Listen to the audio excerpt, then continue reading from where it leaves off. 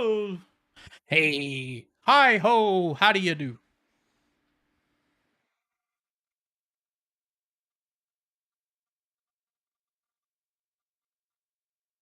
Hello. Okay, so that's pretty good. That's pretty good. That's pretty good.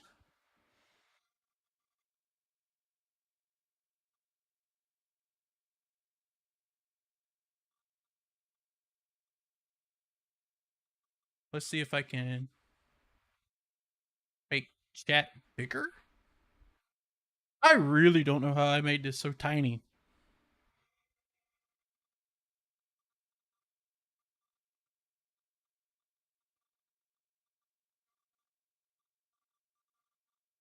Hmm.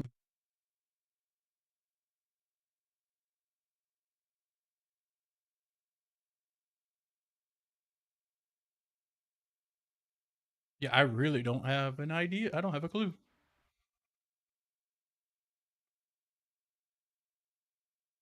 Oh well, screw it.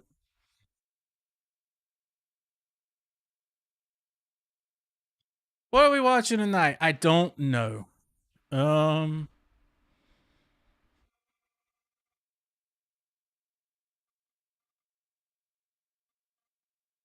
start off with some K. Hi people, and I'm back cooking again. And today I'm going to be cooking two things. As you can see, I've got some taters boiling. I'm going to put some kidney beans in the pan. Cherry limeade. They're out, yes, they're all out. I've got some baked beans as well, but I'm going to put them in the microwave. Cheers. I think I might have to put a little bit of water in them green beans. It's not, I don't think there's enough in. Not green beans, kidney beans. There's too many beans. Oh, So that's like a I said, lot I've got better kidney than that beans. Coca-Cola I'm going stuff. to put the kidney beans on. That's a I'm lot waiting better. to get a bit more going, and then I'm going to do my extra twist then. Now I'm going to do the twist to the... Do the twist, K. Yeah, no, I put quite a lot in.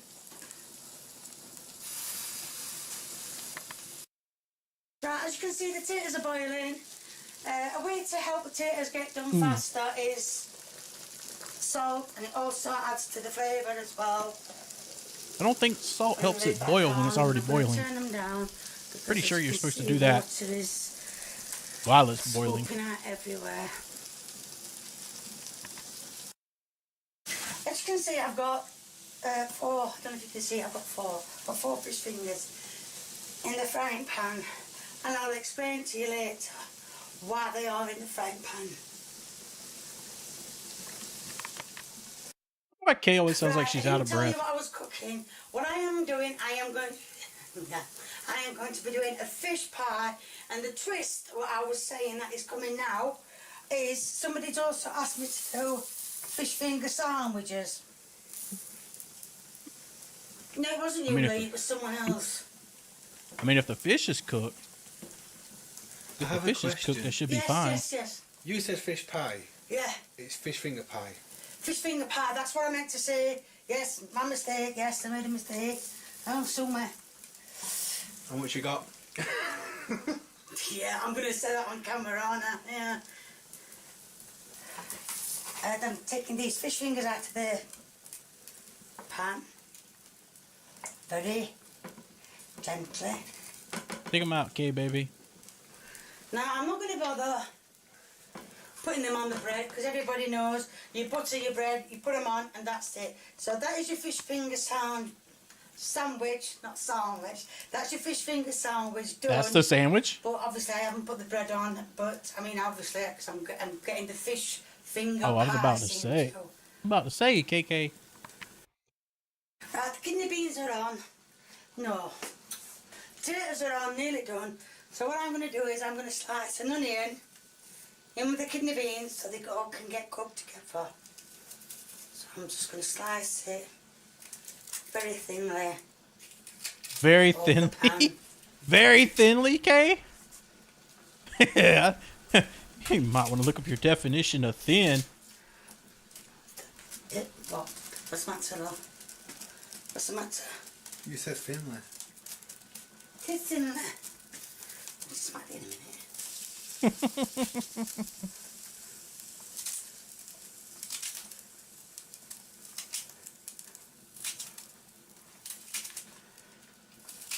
I said thinly, but I meant on the outside thinly. You meant just cut it up.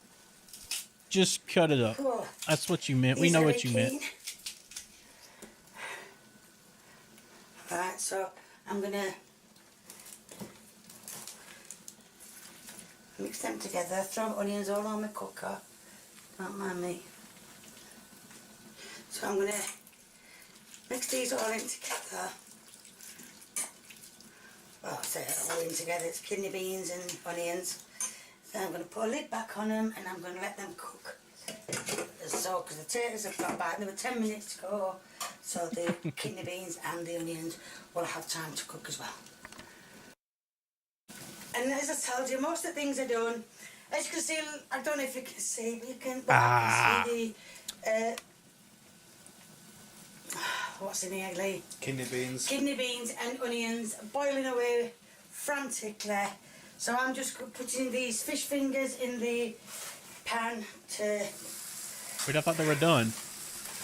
cook a I bit. thought you finished them, I'm Kay. going to cook them before I put them in the pie. Oh, I'm going to run out of space in that pan. Not to worry, I think I might need to put some more spray in. Come on, Kay, baby. Come on. The pan keeps burning me every time I try and pull them in the top. Right, I think I can fit another 3 in. Let's push them up a bit, yes, 1, You got this, girlfriend. 3, that's it. That's it, I think I need to put a bit more spray in them. I will admit, since I've been using the spray, I have saved on a lot on lard. But when I found out, I've been finding out this is worse than lard, and I have been told scientifically. So all your lot saying get Wait. that fry used, Butter spray is just been worse trying than to finish lard? me off faster. Ah, that's a new one on me. Right, the potatoes are now done, so I'm going to take them and I'm going to mash them. If you want to know what you need for mashing taters, it's marge and milk. Oh, I'm having memory lapse here. So yes, it's marge and milk, but if you 4K. want to use butter and milk, you can. It doesn't really matter. Like a lot of people have complained, yes, I know I said butter, but it's marge. It doesn't really matter. It all does the same. Right, I've just you haven't seen it, but I've just, can you see that, Lee? I have just cut the fish fingers up. Look at them fish fingers, KK. And I'm just putting them in the pan. Beautiful. No, I'm not putting them in the pan. I'm taking them out of the bloody Absolutely beautiful tonight. pan. And spreading them. I should have left them whole. Spreading Beautiful, them out beautiful, so beautiful evenly. work, KK. Good God, Lee. And not a lot here. So we're going to mash these up, and then we're Right, going to and pour what the I'm beans gonna on do is top. I'm going to put the kidney beans and the... Yeah. Pass me some oven gloves, please. Thank you. I'm going to drain these. What did you can do, see girl? What did they? Oh, they're not too bad. I've got spatula and I've got spatula and each spoon. I need to ring off first, don't I? Right, so I'm going to get the spoon. I'm going to put the What you need a spoon for? Just dump it. kidney beans and onions on the top. I've got too big a dish, that's what it is. Can you fetch me the beans, please? Okay. Just dump it in. Wait. That's it. Put that in. And Just where you had more than that. see 'em? Can't you see the beans? No, take it on. You see them now, right? I think I can put them down now. Get my Sometimes you worry me, safety girl. mitt off.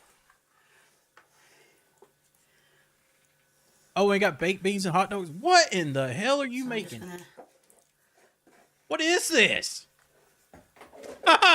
What is this? That don't look disgusting at all. Make the mashed potatoes as well, please, babe. Mashed potatoes too? Hold up. So we got fish, kidney beans, baked beans, hot dog, Yeah, and now we're throwing mashed mashed potatoes on top of this. Get out. I'll shake it over there. Say what? That sticks a bit too, that's all happening. What are Now I'm you gonna put the doing? mashed potatoes.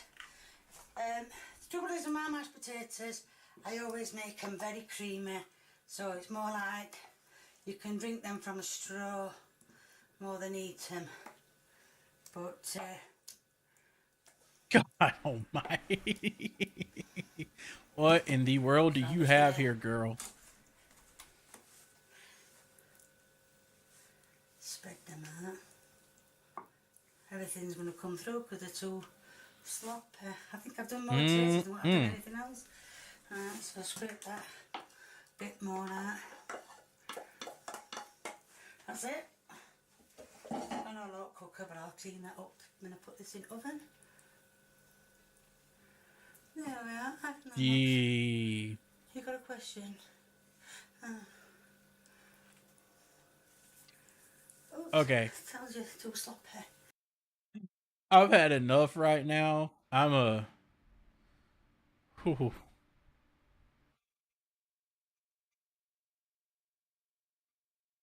What are we watching? The only one more excited for this day to come than me has got to be Intel. They have been hard at work on their Arc series dedicated GPUs since at least Yeah, but I don't think they're gonna be anywhere 2017 close to when they NVIDIA. hired Raja Koduri They might from compete with AMD, who but was I don't leading up think- their Radeon graphics I don't division. think it'll compete with And NVIDIA it's in the least. finally freaking here. This is their Alchemist codename first generation Arc flagship, the A770. And ooh, it comes with important safety and regulatory information. For a Neat. GPU? Let's play indeed. It's a cute case badge. Holy crap, this is it. You gotta give them full credit. It looks flippin' sick. Hold on. This plugs into a USB header, and this is going to handle the RGB lighting on your graphics card. That's right, a reference card with RGB. I don't care about the RGB. I want to see the numbers. International power plugs. Is this seriously a stand for the card? Is that what it is? Is it a stand? Oh, I see. Why does it come with 2 bases? Wait, shut up. That's their solution to be able to wall mount it? Or wall mount it this way? What? Is to have 2 completely separate bases with the power switch in a different spot? Multi-billion-dollar company Yeah. can come up with a simple Couldn't engineer solution. A better solution. You know what? Fine. Oh, I- fatal flaw. We got the top-down camera, and I have no way of showing it to the top-down. Wait. A solution. Now, Hey.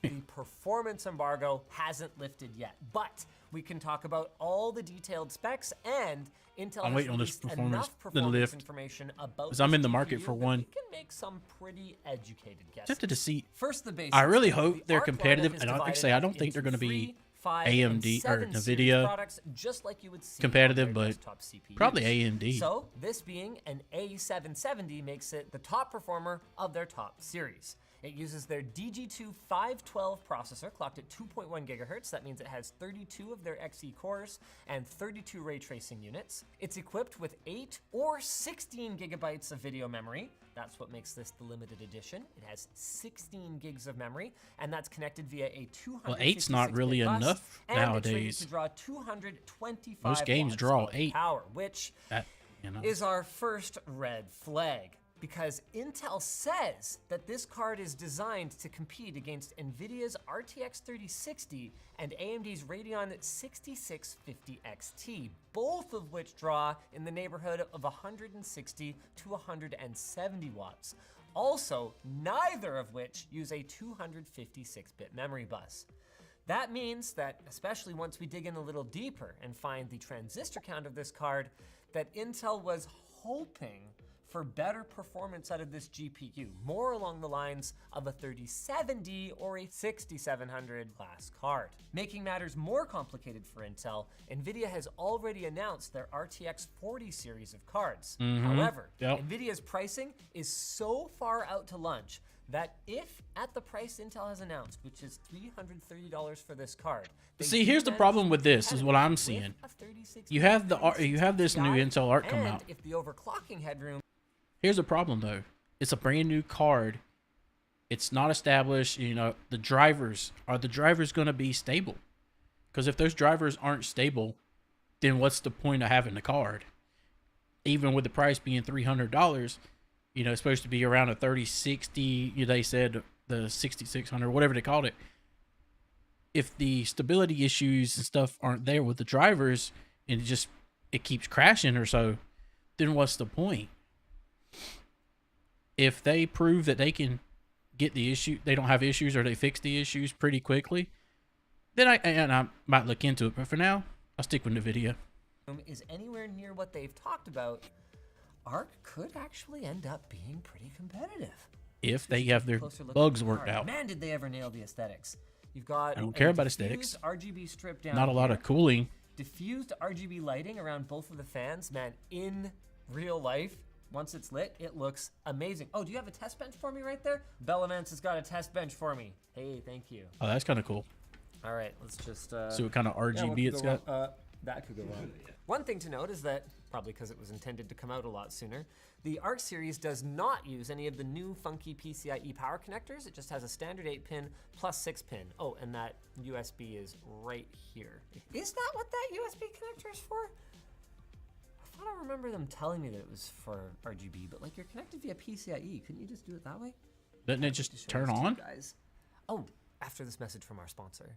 Thanks to iFixit I would for assume that sponsoring today's video. iFixit I would wants to assume the help RGB you just skip comes on with a your next card. phone upgrade, I don't know helping why you you would save need money. a separate If your battery life sucks, USB put in a new plug-in for battery. If your RGB screen on is the card. broken, replace it using one of iFixit's fix kits, starting at just $10.99 US. You can repair everything from camera lenses to screens, batteries, and more. And their step-by-step guides are designed to Yeah. help you along the way with photos and detailed instructions. You can visit the link in the iFixit's video good stuff. description to find the I repair have their kit Mako kit. that's I've had right it for on your years. phone. Great. Yeah, the RGB's already on. Does that look awesome or what? Of course, there's more to a GPU than just looks. Starting with, is it even going to fit in your case? So we grabbed some of a the smaller couple of end. objects that we can compare our A772, starting of course with our classic short circuit banana for scale, little something like that, lttstore.com, but also some more useful things. For context, here is a 3080 Ti. It's a top tier flagship level card. It's pretty big. See, it's almost pretty. as big as a 3080 It's Ti. that big. Here's a 3060 Holy crap. Ti. This is more along the lines of the kind of Founders Edition card that you might be competing So it's a little bit with in shorter terms than a of 3080, performance. but a little bit A little longer on than a the long boy 3060. side.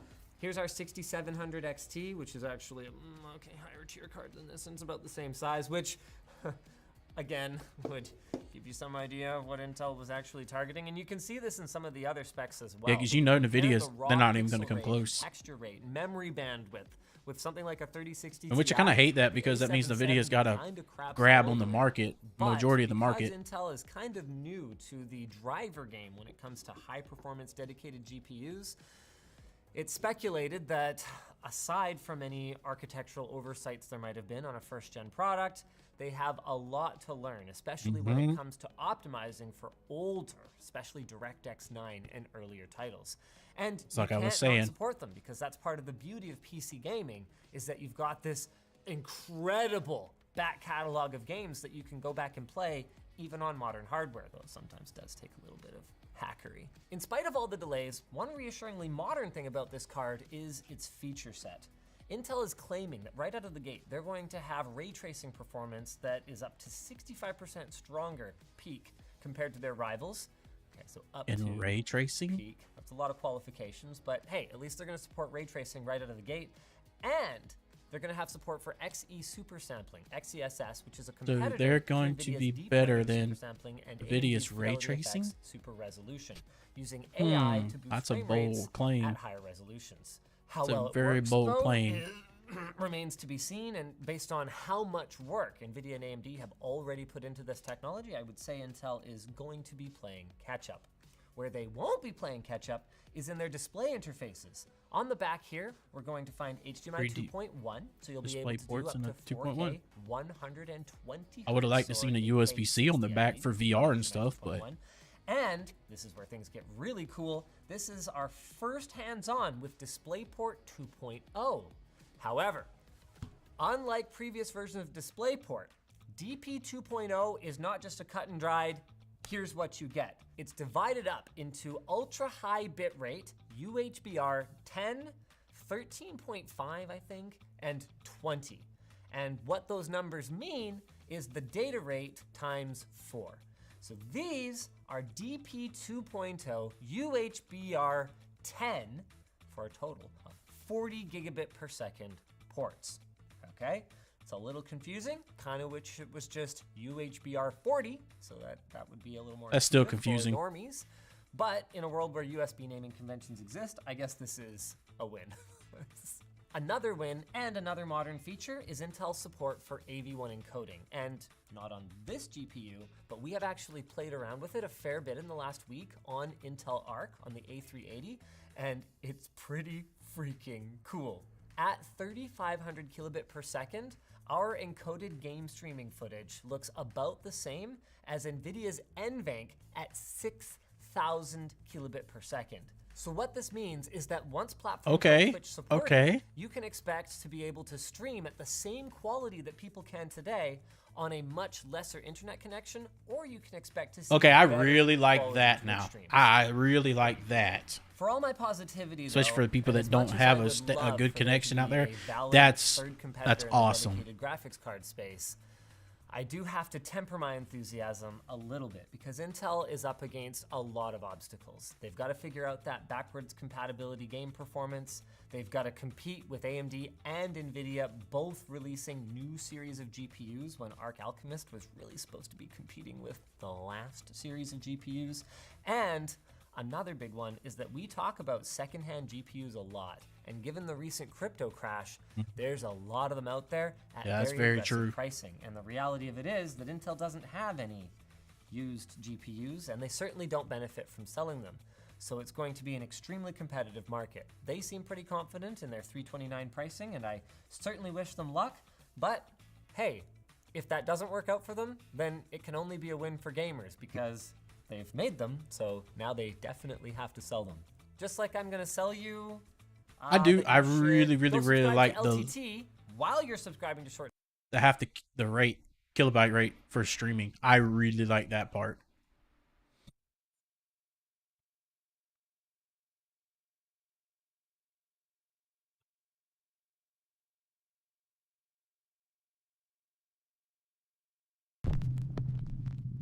Watch some. It's October now. Let's watch some ghost stories. The Last Stop. This next viral video was shared by multiple social media accounts on the internet, but none of them mentioned the original source. The video shows a man inspecting an old abandoned bus somewhere in the rural countryside of Japan. Of course, as you might expect, things take a terrifying turn.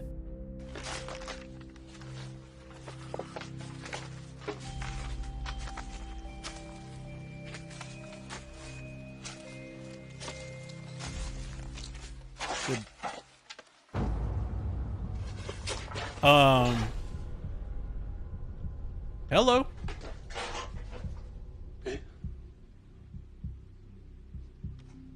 Hello. Beer number 2.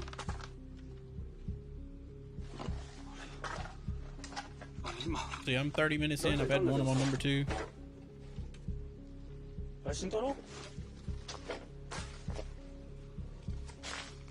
Sure, let's open another. As the man approaches the entrance to the bus, a girl can be seen watching him from the window. He quickly looks inside, but there's no one there. Now, because there's no source, it's impossible to say whether this footage is real or fake. But as always, Even if it's fake, I that's leave a that up pretty to good you fake because of how to quick he decide. goes around the corner. That's a pretty good fake. something watches over. Paranormal investigator Alex from the YouTube channel Hunting the Unknown sets out to investigate an old abandoned nun convent in the south of England. The old building also doubled as an asylum for the mentally ill. The convent/asylum was active from the 1800s all the way into the late 1900s. With over 100 years of dark history, it's not surprising that the building is said to be extremely haunted. Haunted. One ghostly figure that haunts the building is said to be that of a sad nun, who is said to still wander the hallways of the old asylum to this day. Alex decides to explore the convent completely alone, with nothing but a camera and a flashlight. While inside, he gets the overwhelming sense that someone is watching him. Hello, is anyone here?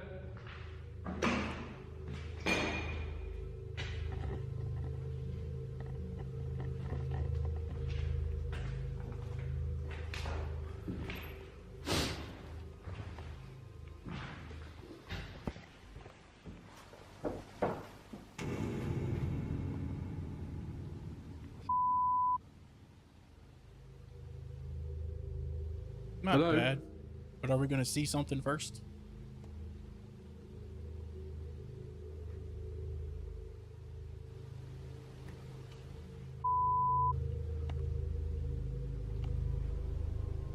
Come on, let's see something. Alex hears strange noises and feels like he's being followed. Then he captures something absolutely terrifying.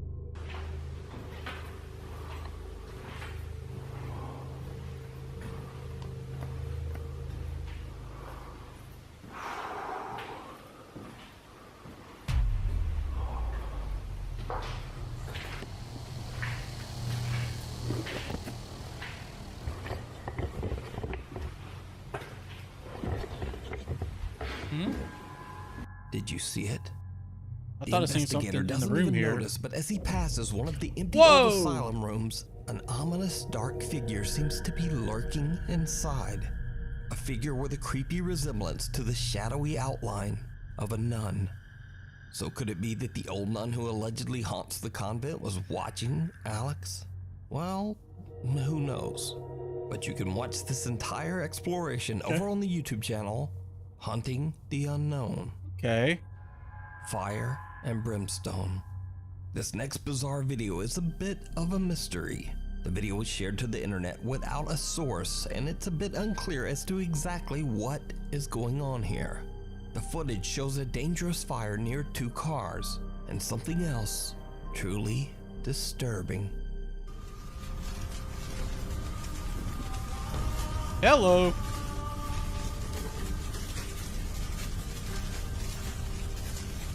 Someone or something can be seen silently walking through the Like fire, a little kid. seemingly unbothered and unhurt. Eerily, the figure resembles the shape of a small child. Yeah. Could it be a that little the fire kid. tragically claimed a victim whose spirit is lost in the blaze? Without a source, we'll just never know. The Woman in White. Musician Eder Olives from Torreon, Mexico is driving home late one night on the Saltillo-Torreon highway when he Say that spots 5 times something fast. truly disturbing.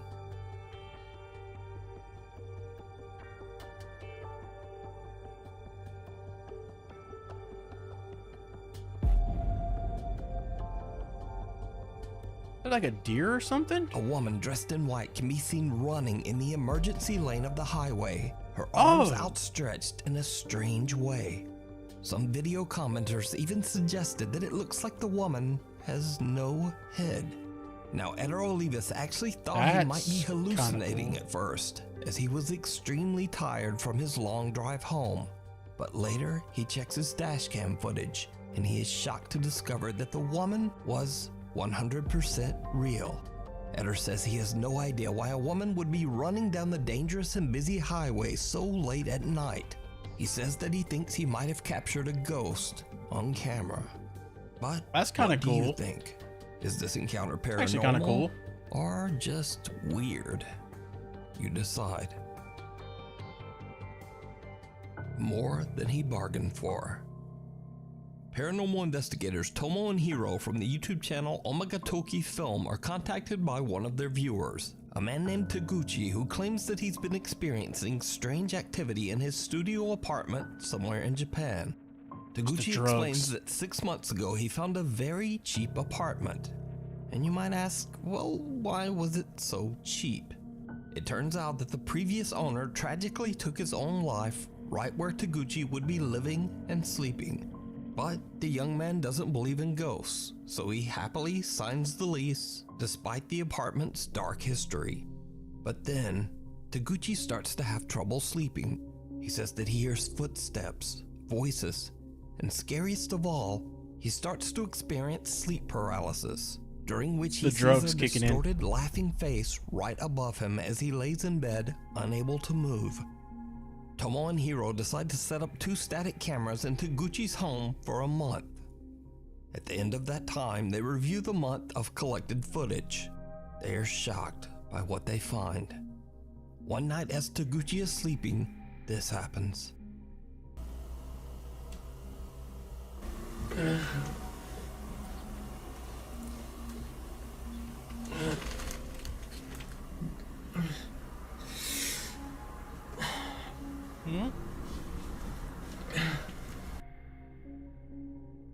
Okay. You gonna see something? Show me something.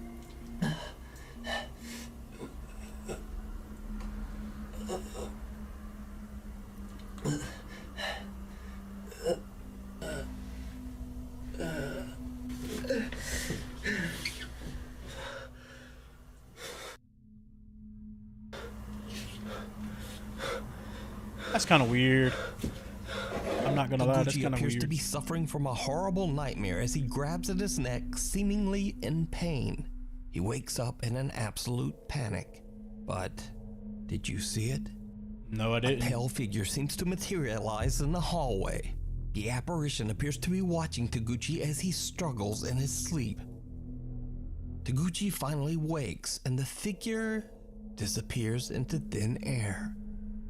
But there's something even stranger, because the second camera pointed at the hallway loses focus at the exact same time of the incident, and a distorted face seems to appear right in front of the camera.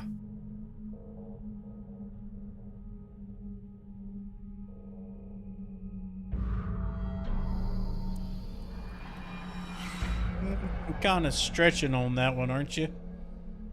Hey, they kind of stretching on that one. So could this be the same bizarre face that Taguchi claims he has seen at night? The Nah. Omagatoki team believes that Taguchi might be haunted by the spirit of the previous owner. But you can decide for yourself and watch the entire investigation over on the YouTube channel, Omagatoki Film. Shake, rattle, and oh no. Oh, no. A music composer named Henning from Oslo, Norway says that for years he has heard strange unexplained sounds coming from his attic. Over time, the strange activity has just gotten worse. So one day, Henning hears noise from his attic door and grabs his phone to record. Hallo?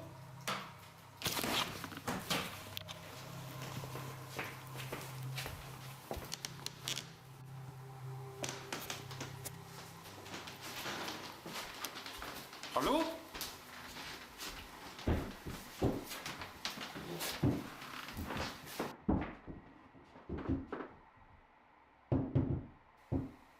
Hallo? Hallo? Well, open the damn thing. Open it. Hallo?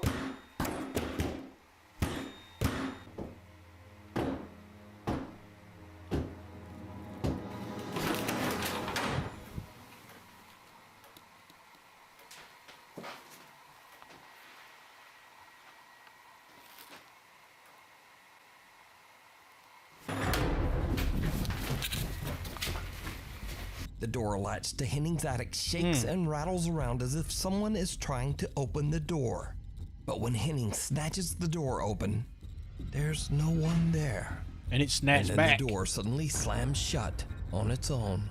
Now there's very little extra info on this clip. So, is it a real paranormal encounter? Or is it all I don't know. just an elaborate hoax? You decide. Caught on camera. TikTok user Summer, who is a mother of two, lives in a small house in an old town in rural Georgia. Late one night, Summer takes her phone out to record a quick video in her backyard. But she immediately notices something that is absolutely unnerving. Y'all, I am in my yard. Watch my face. This is not an app doing this. This is my yard. The church is behind me. Watch my face. Just the lighting and the Church. light. You can see straight through me. I kid you not. Look at this. Whoa. On camera, Summer's face seems to twist and distort into something unrecognizable as she simply moves around in her own backyard. Summer says that she is deeply worried that the strange old church across the street might be the cause of the creepy occurrence. She attempts to find information about the history of the old church, Just not seeing but it. she hits a dead end and is left with no answers. So did Summer catch a bizarre paranormal visual disturbance on camera? Or just what is going on here? Dun dun dun. The most haunted cemetery. Popular YouTuber Franco TV is known for exploring terrifying abandoned locations in the US. But for the first time ever, Franco travels south to the country of Peru it's, to investigate the quote, most the new haunted Call of Duty cemetery map. in South America. Uh, Presbítero Maestro Cemetery. Resurgence. The giant graveyard is well known by locals, who claim that the place attracts witches who perform dark rituals with the bones of the deceased. As Frank explores, he finds signs of witchcraft everywhere. Tombs filled with burnt-out candles, voodoo dolls, and bizarre notes. One of the tombs belongs to a world-famous alleged witch, Gregoria Camacho, who died in 1897. Fans from all over the globe flock to her grave to carve their names and leave candles and offerings. And when Franco finds her crypt, something happens that he simply cannot explain. A witch who was buried here. Now apparently she did good and bad, but mostly dark stuff. So on the top of her tomb they spray painted Witch of Satan and stuff, but her tomb is actually kind of different from all the others because you could see a skull and bones, which kind of represents something very, very dark. But this is actually her tomb right here. Her name is Georgiria Camacho, or Georgia, something like that. I torture names. And you can see how other witches would carve their names in here and leave candles and trinkets. That looks like it says Camila. And if you look out here, you can see where they put all the candles. It's different from all the others because they put all these candles here and candies. Isn't that... That's not creepy. Hello?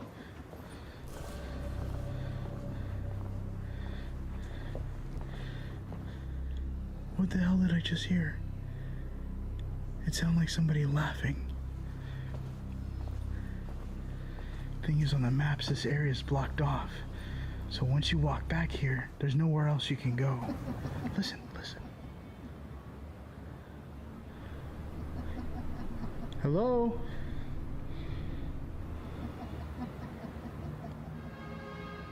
Huh. Georgina?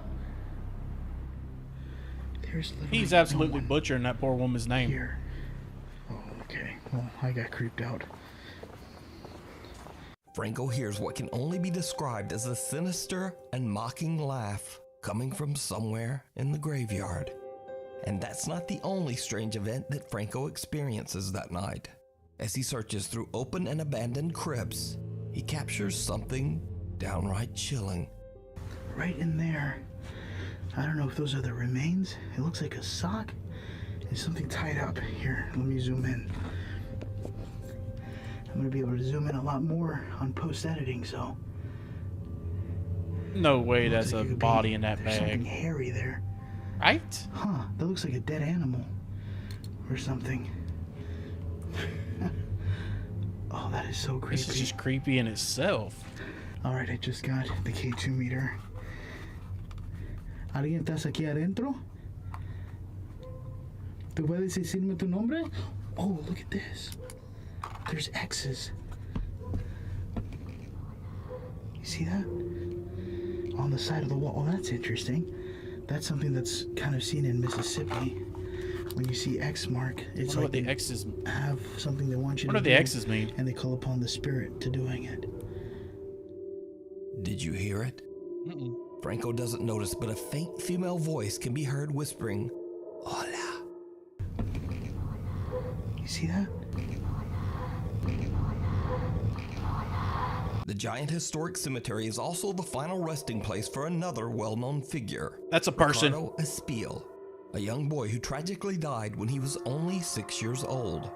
The boy Ricardo was said to be a benevolent and protective spirit. Visitors claim that the boy's ghost grants wishes and blessings to true believers. But when Franco inspects the young boy's gravestone, he captures something downright chilling. Now I am making my way towards another tomb of a child named Ricardo. Now, apparently Ricardo grants blessings and wishes to everyone who comes to him, seeking help. He is a very well-known spirit that protects this graveyard. Well, one, protects it, and two, also offers blessings to everyone who shows up here. I wanted to see if I can read what this says. A la A la Memorial Day. Memoraria de Ricardo M. Espaillat, sus amigos, 8 de Agosto, December 1887. Ricardo Isabella Mariano Huevo. That's not Mariano creepy at all. Huevo. Now, what's more interesting about this, Dude, that's not is creepy that at in the all. back, you could see all the prayers from everyone and all the blessings. And what's more interesting is that it even says gracias. Like, pretty much thank you for making these blessings come true. Grab Any him. blessing you want. It'll Reach be out and blessed grab by him. Ricardo. A pale, translucent arm seems to reach out from the young boy's grave. But again, Franco doesn't notice. It's only after he posts this video to YouTube that the arm is spotted by some very perceptive viewers.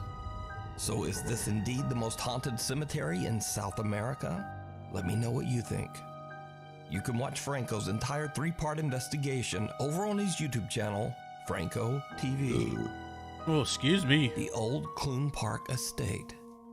Over 100 years ago, Clune Park, Scotland was a bustling community of shipyard workers and their families. Shockingly, the estate of 430 apartments, a primary school, and a church is now completely abandoned after the shipyard jobs dried up and the workers all just moved away. Curious visitors are warned to stay away because, quote, dangerous things happen at the Clune Park estate. It is said that many people have lost their lives on the property under suspicious circumstances. But like people just jumping out But windows. the warnings don't stop ghost hunting teams Scared to Death Zero as they venture out to explore the old abandoned apartments of Clune Park. At first, they don't experience much, just a few strange noises. You know, there's dinging and beeping and... What the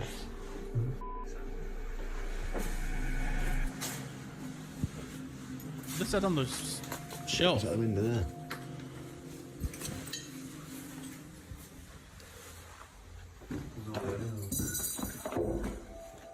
Yo. What was that?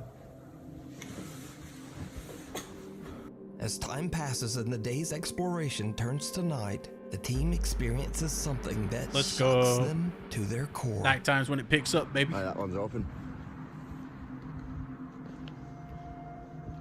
Yo. You see movement then? Move the light. Yo. Yo. Hello. What is that? That was kind of creepy. Yo. There's someone in that window. Yeah. You see that face? What the f? And you guys going to go look at it? Y'all stupid. Second floor? Y'all just stupid.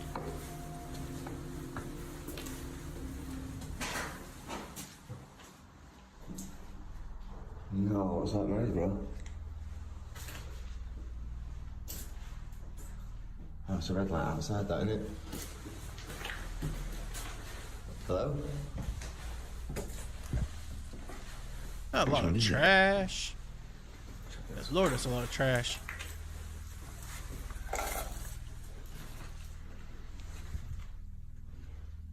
I can hear somebody.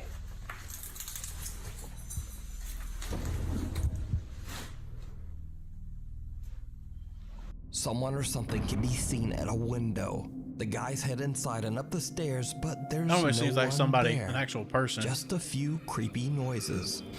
Whoever was at the window seems to have just Yeah, that's a disappeared. person. The ghost hunting team believes that they captured something paranormal. But let me know what you think. That's a person. Watch out, pulls the curtain. Yeah, okay. The monster in the closet. TikTok user Jennifer Lynn, her husband, and 3 children moved into a new home back in mid-March. Since then, Jennifer has been busy painting and renovating the house while she is home alone watching over her 3-year-old son, Caleb. But lately, Caleb has started insisting that what he refers to as a, quote, monster lives in one of their upstairs closets. Where's the monster? Right here. Now, Caleb sometimes refers to this, quote, monster as his friend, or as her, and occasionally as him. But this is where things start to get really strange. Because one day, Caleb claims that his, quote, friend is in the tunnel. Is your friend still here? Tunnel? Is your friend still here? Why don't you in the tunnel? In the tunnel? What's she doing in the tunnel? I said in her chair. You said your friend's in the tunnel? What color I still is your think friend? kids have the ability to see things we don't. Blue. She's blue. Yeah, he's blue, KK. He's blue. Now, Mom Jennifer just dismisses it as a child's imagination because obviously they don't have a tunnel. I don't in know. their home. But the more Jennifer ponders what little Caleb said, she remembers this.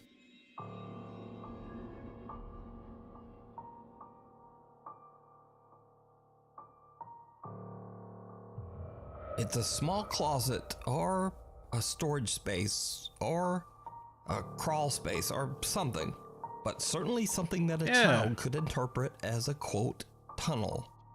But there's even more creepy stuff going on, because one night as Caleb keeps insisting that there is a monster in the closet upstairs, this happens.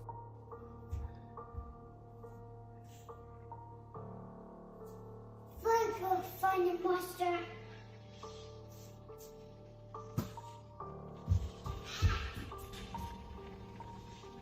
Is it in there? Is the monster in there? Nope. Where's the monster? And they'll take his room. What? What? Take his room. It's in Caden's room. That's not creepy at all, dude. Go take it. Go take the monster. Go check on the monster? Yeah. I don't want to do that.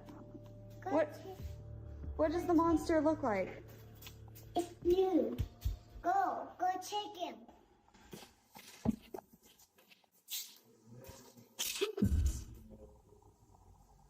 Oh God, no.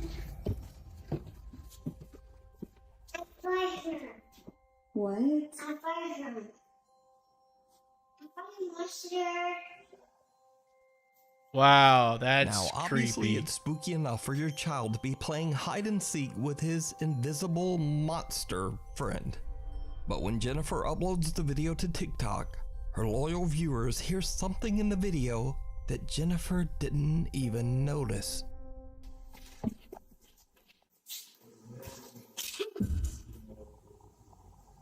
Oh God, no.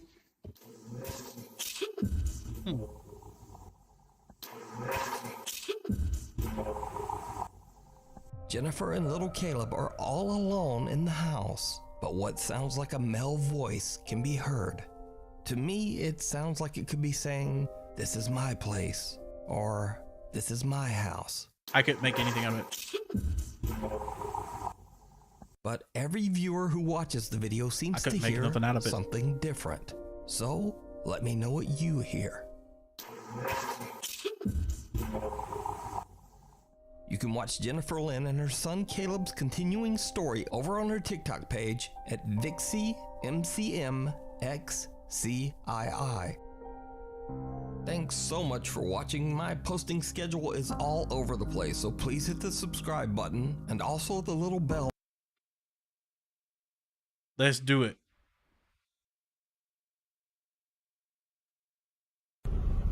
Push some idiots in cars. Wait, whoa, wait. What? I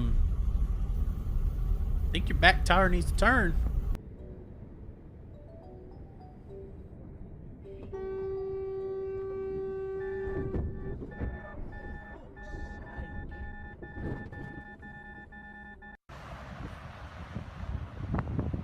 What? That paint? Yellow something. Oh, wow. He's covered in it.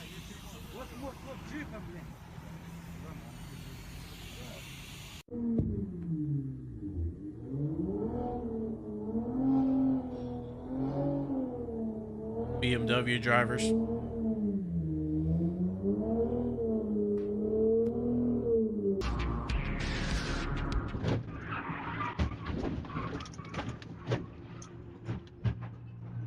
Damn, they just keep going.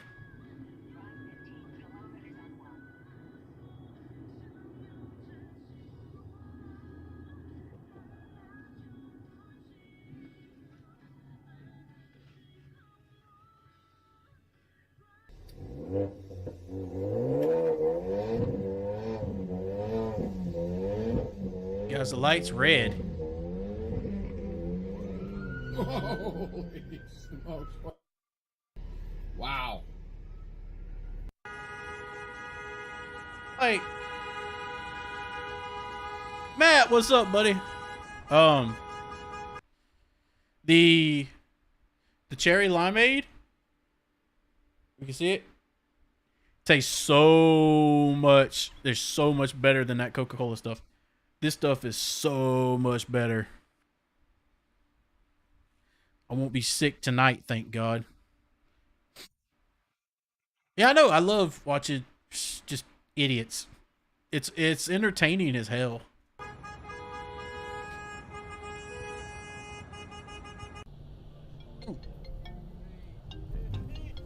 Number 2 down already. I don't know what to do. I don't know what to do. I don't know what to do. I don't know what to do. I don't know what to do. I don't know what to do.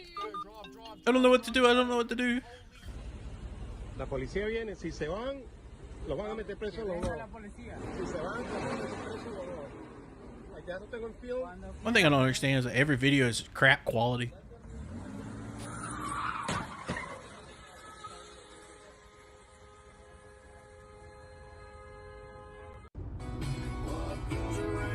Oh shit! Oh shit! Oh shit! They live in Florida. That's a Florida man. Ow.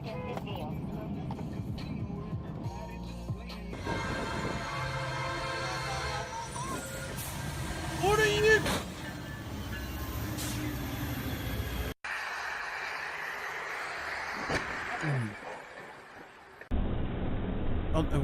I don't know what he was expecting to.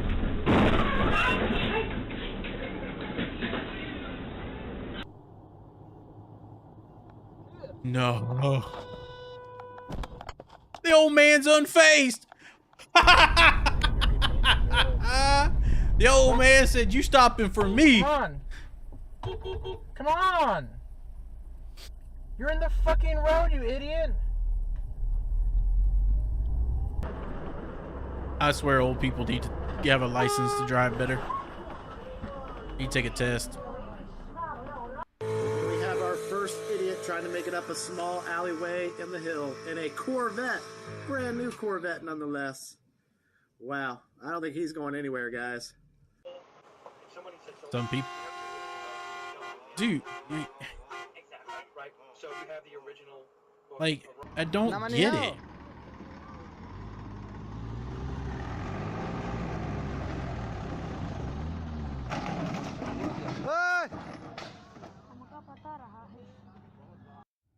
Bro, this is the type of shit I see at Walmart. So I'm just sitting here in the car. This little blue car, no one's in front of her. Absolutely no one's in front of her. She's just sitting there. Waiting on a Homeboy spot. is like behind her. He's trying to leave. Man just trying to fucking dip. He's done with this shit. She's just fucking sitting there like a bitch. She's waiting on that spot right there. It just pulled out. You see that at every Walmart. Ooh, he's riding that ass. Oh, damn, he's riding that ass like a hooker. Shit. Okay, lady pulls out. She's pulling out. She's trying to. Everyone here is like 80 and above. This is hilarious. I fucking love this. Hey. Oh, does she take the spot? Of course. She does. That's what she was waiting on, of course. Oh, and this guy parks right next to her. Oh, that's fucking swell. Ahí lo está grabando, lo está haciendo, ahora te... Sí. Ay, no. What? Esto de no, pero te puedo asegurar. What are you doing, dude? Porque encima que ya empezaron a con la rueda de atrás y no podían. Are you the police that bored?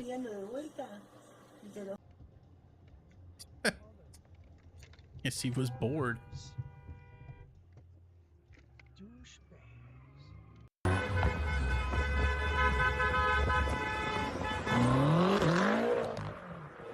Another BMW driver. Yeah. Get what you deserve, dumbass.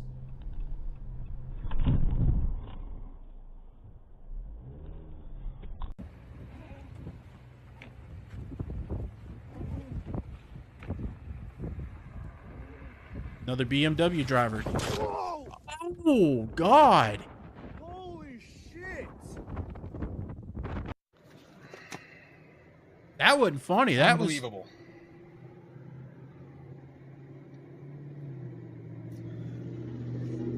Unbelievable. Look at this. Look at this. When we talk about Miami-Dade County and the issue... I've done that plenty of times. I can't say nothing against that. Well, that's just dumb. I never understood why people have so much camber in their tires. They've got to point straight out from one another.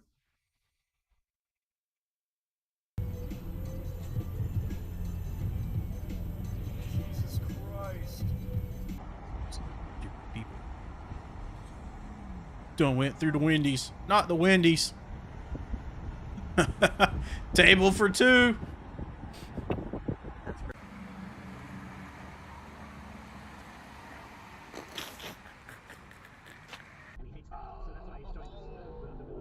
Oh, writing down right now, rule number 5 of Ether C, hominines love hominins. I'm sorry.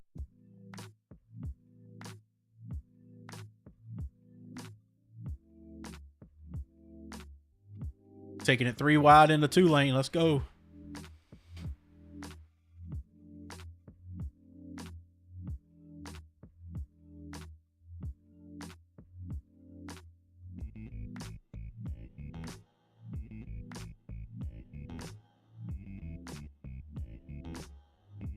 I hate people that force their way in a lane.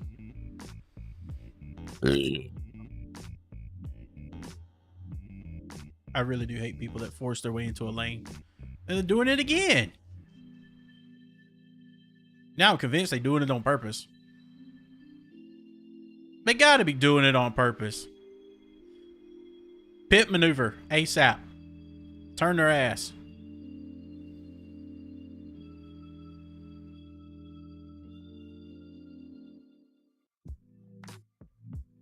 Turn them into the truck.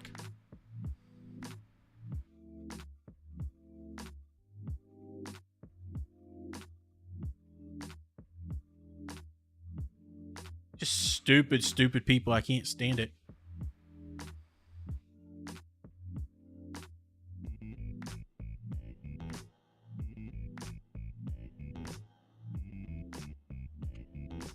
Can't fix stupid.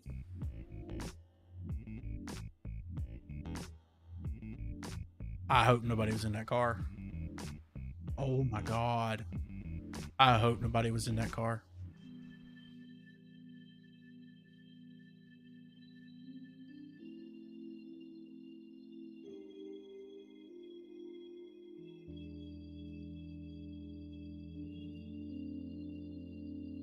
Burn it out, baby. Burn them out.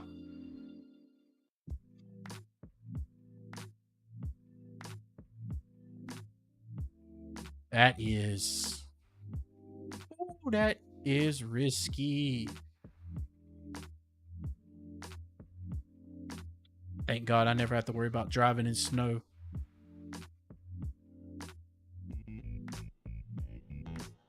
Nah, thank God.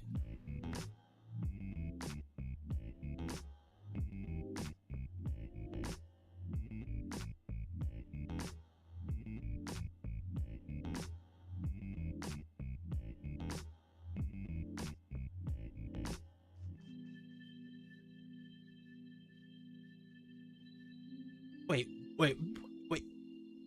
What?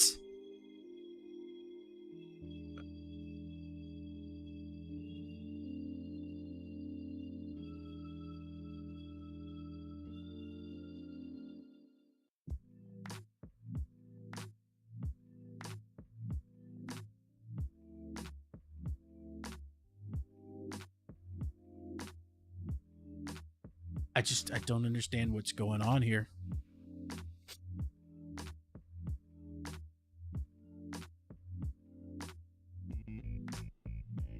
Wow. Wow. 5? Hold up. That's got to be a, what do you call it? Where it called the escort? That's got to be some kind of escort.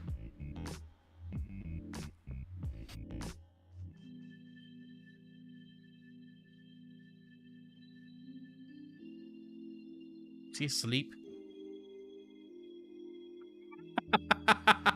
He's awake now.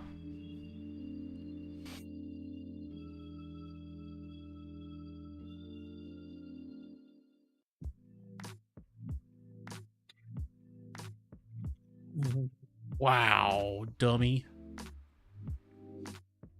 Why would you try that? I wish I could get into the heads of these people and just figure out what's going on in your brain when you do this stuff.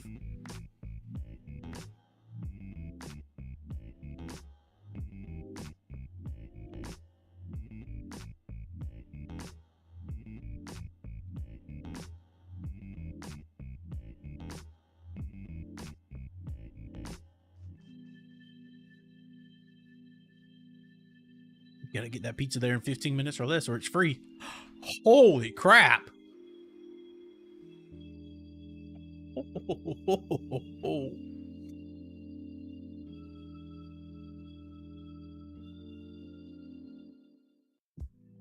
Dude, you have the smallest car they make. You have one of the smallest cars in the world, and you can't get out of there? Gee,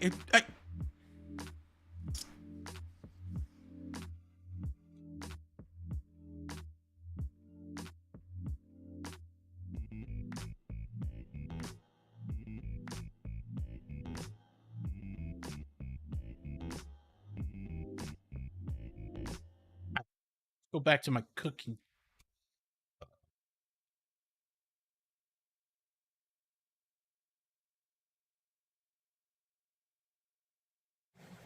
God, that's a lot of shorts. You seen that one? Seen that? I have.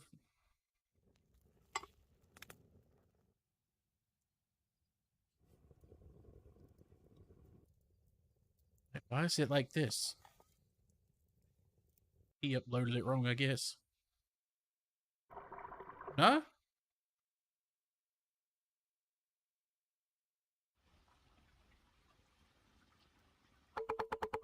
Wait.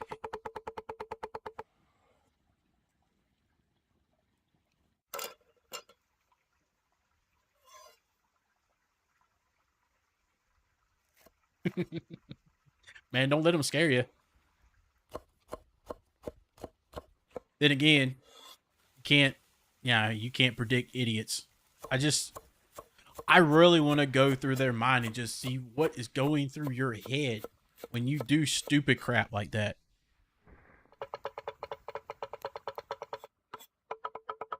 I don't like the new camera angle, my guy. Need a bigger picture.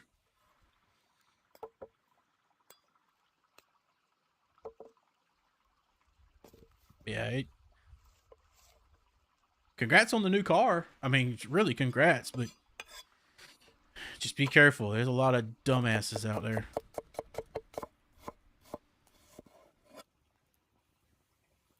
Maybe one day I'll be able to get a new car.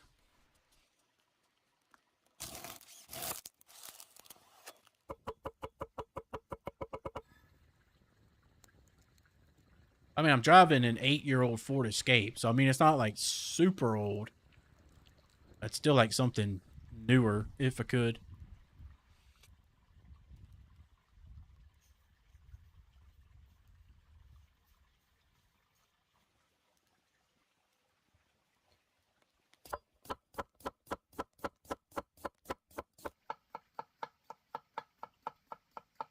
Good doggy. Tater chips.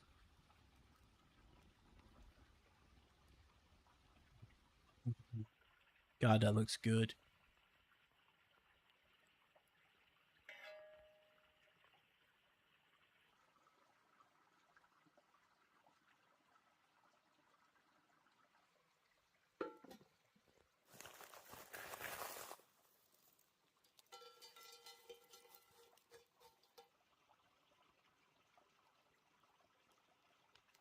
Yeah, I want a truck. I've never had one, and for some awful reason, my parents wouldn't let me have a truck. My first car, it had to be. My mom picked out a little Ford Focus. That was the car for me. So I've had cars, SUVs. I've never had a truck. So my next vehicle is definitely, it's going to be a truck 100%. I just wait a couple more years for these outrageous ass prices to come down. The prices they're charging on these trucks and any vehicle nowadays is just, that's so dumb. I don't know how they get away with it.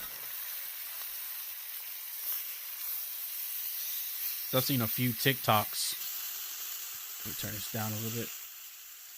Seen a few TikToks where the guys, they go on there and they see these outrageous prices in dealerships for like brand new trucks charging 100,000 and up. Yeah, you got to be kidding me. Ain't nothing on that truck worth $100,000. Now that, oh son.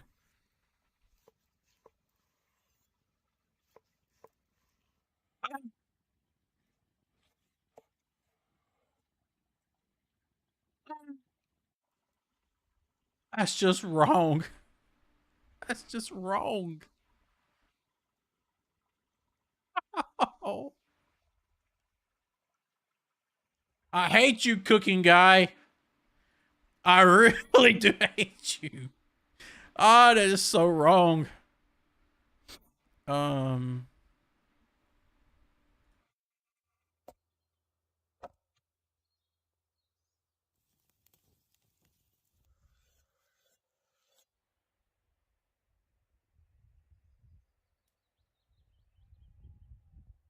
Oh, it's raining.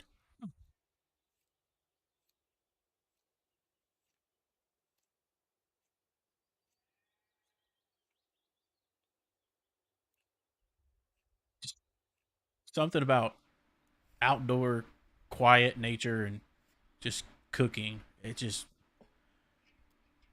brings me peace. I mean, it really does.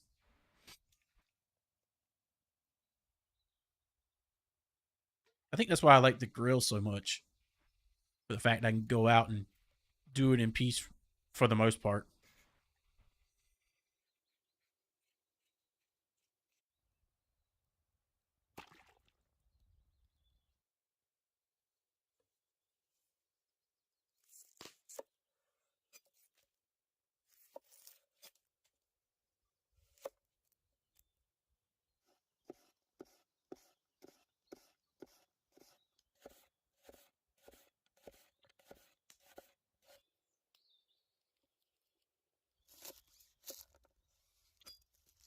Can't beat it. You just can't beat it.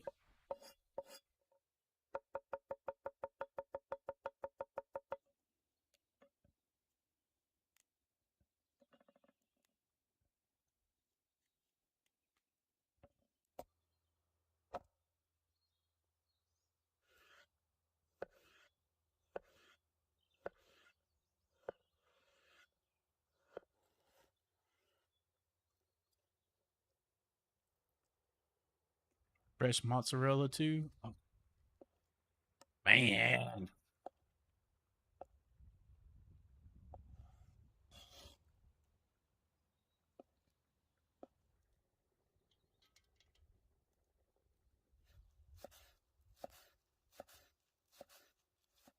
Chives. Look at them peppers just growing on that tree.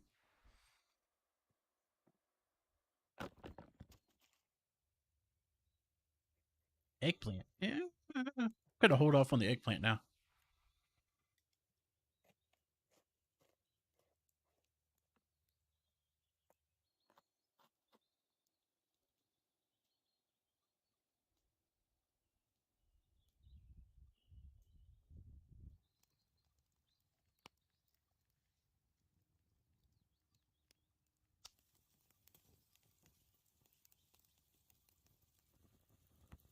Charring them up, baby.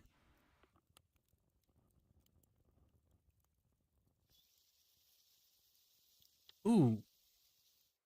Take some bell peppers and stuff them. Put them out in the fire. Some stuffed bell peppers. Now that sounds good. That sounds good to me too.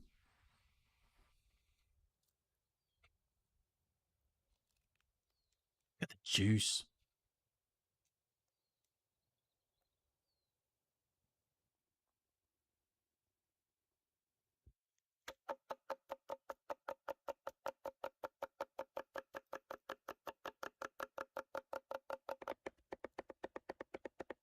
Hey.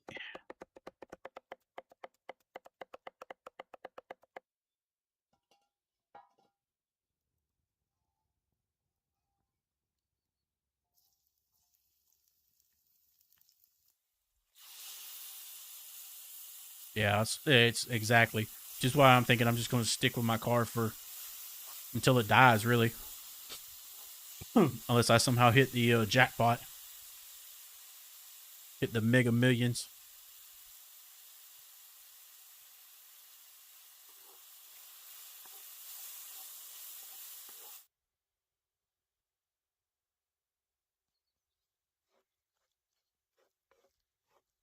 Wonder where you could find whole grain mustard like that.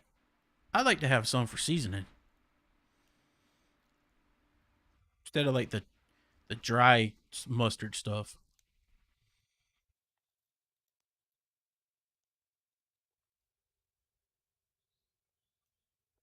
I wonder if Walmart has it.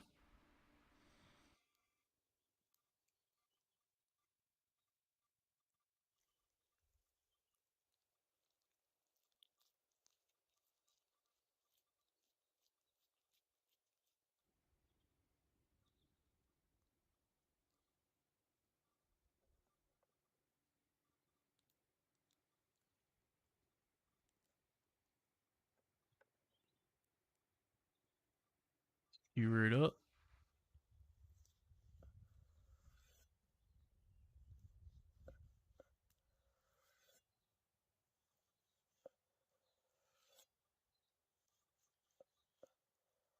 Probably wait till after it's. Oh, you're gonna go individually. Okay, I got you. Gotcha.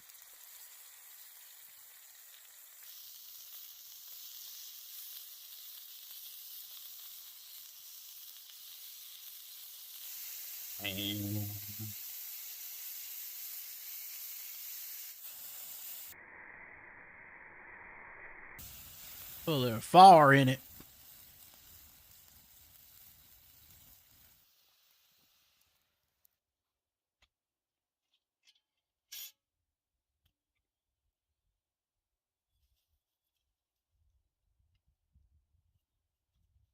Mash them up.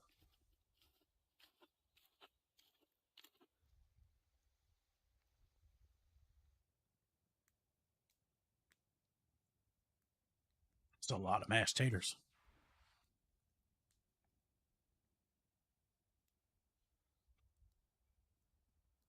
I love it.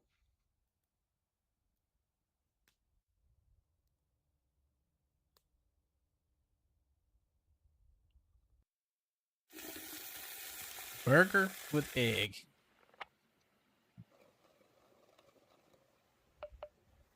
Look at that puppy.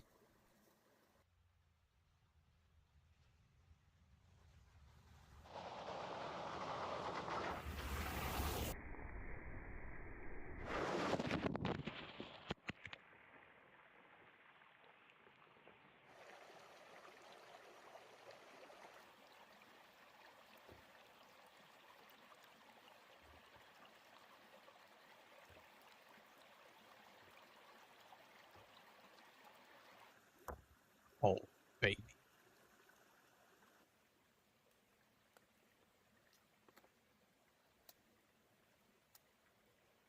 Hey. Oh. That one rolled in the fire.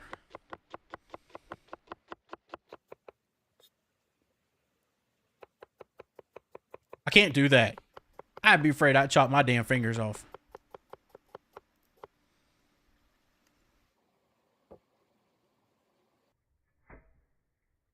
I don't know if that's the new one. This one is...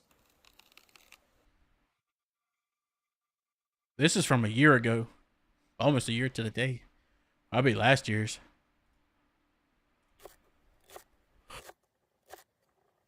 Ugh. Wait. I just read that. They have a Raptor Bronco coming out.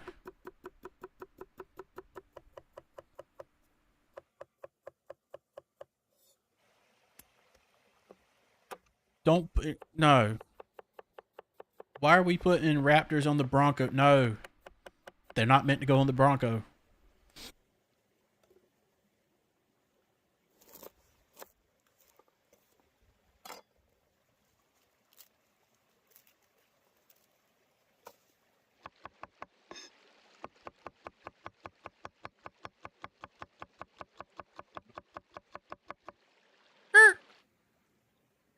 But no, why would they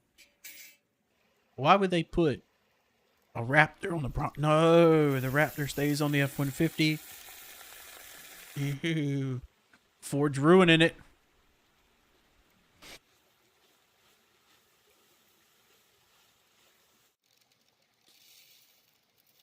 No, no, we don't put Raptor on the Bronco. No.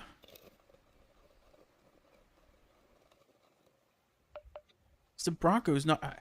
I don't see the Broncos selling that well.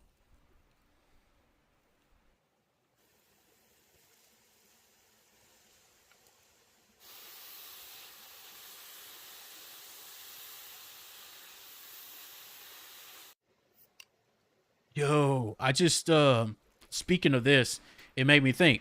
I just seen the new Z06 that's coming out. Holy hell. The new Corvette is nasty. 0 to 60 in about 2 seconds. I think it was just under 2 seconds or right at 2 seconds. Top speed of 195.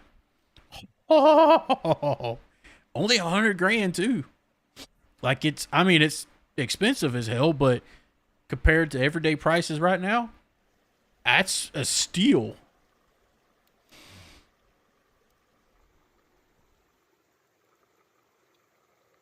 That'll be the next thing we check out. We'll let this finish. I'm going to check out the Corvette.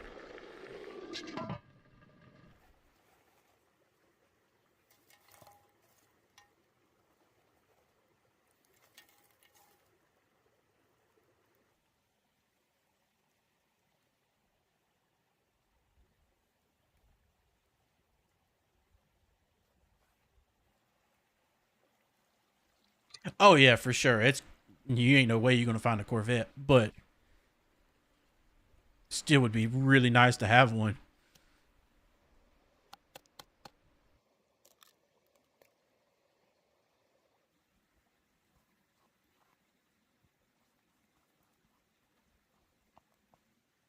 Look at the puppy.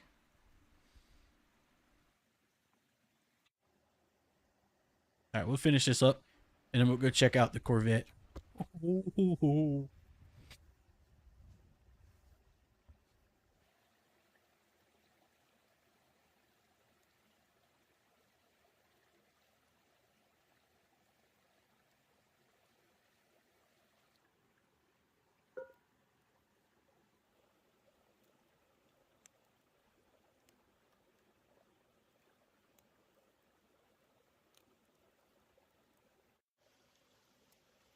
I would say you're supposed to let that dough rest, but if you let it rest, it won't fit in the pan.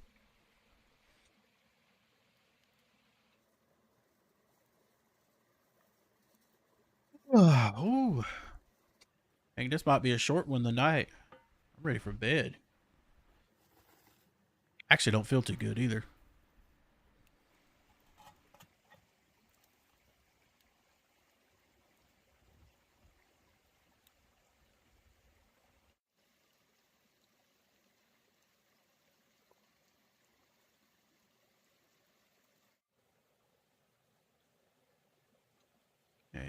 Okay, we got the bread.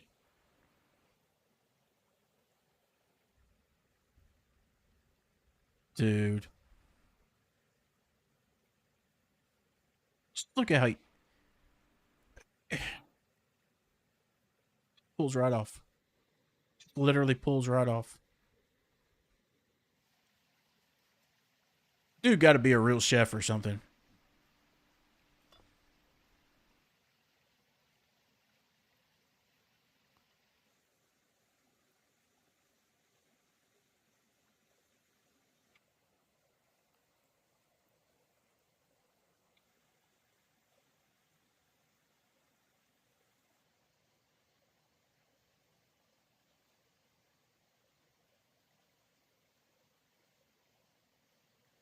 Yeah, there's the egg. Okay. That looks okay. I bet it tastes great, but... Alright.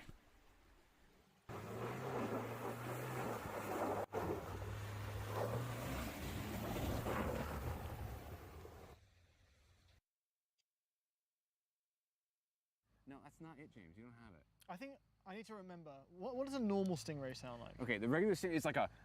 Here we go. Like that. Right. Yeah, And this yeah. is more of like a Ferrari. Yeah, this is like a... I think it's more of a... No. It's like, well, here, actually, I can do this. Ready?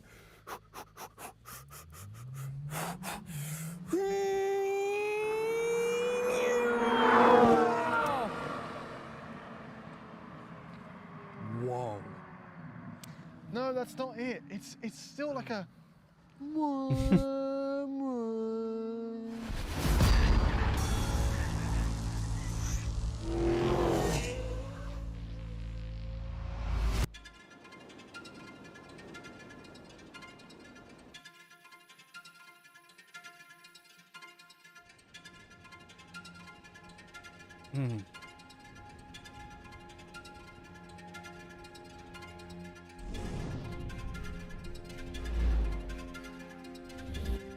That's the startup screen.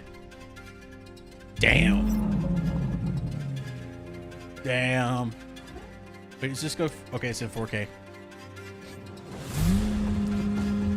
Carbon fiber. Oh my God.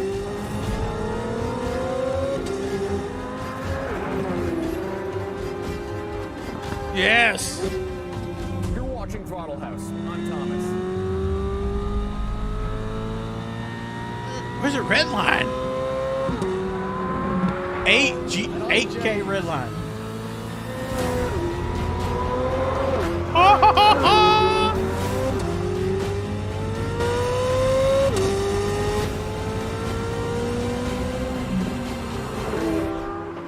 And this is the new Corvette Z06.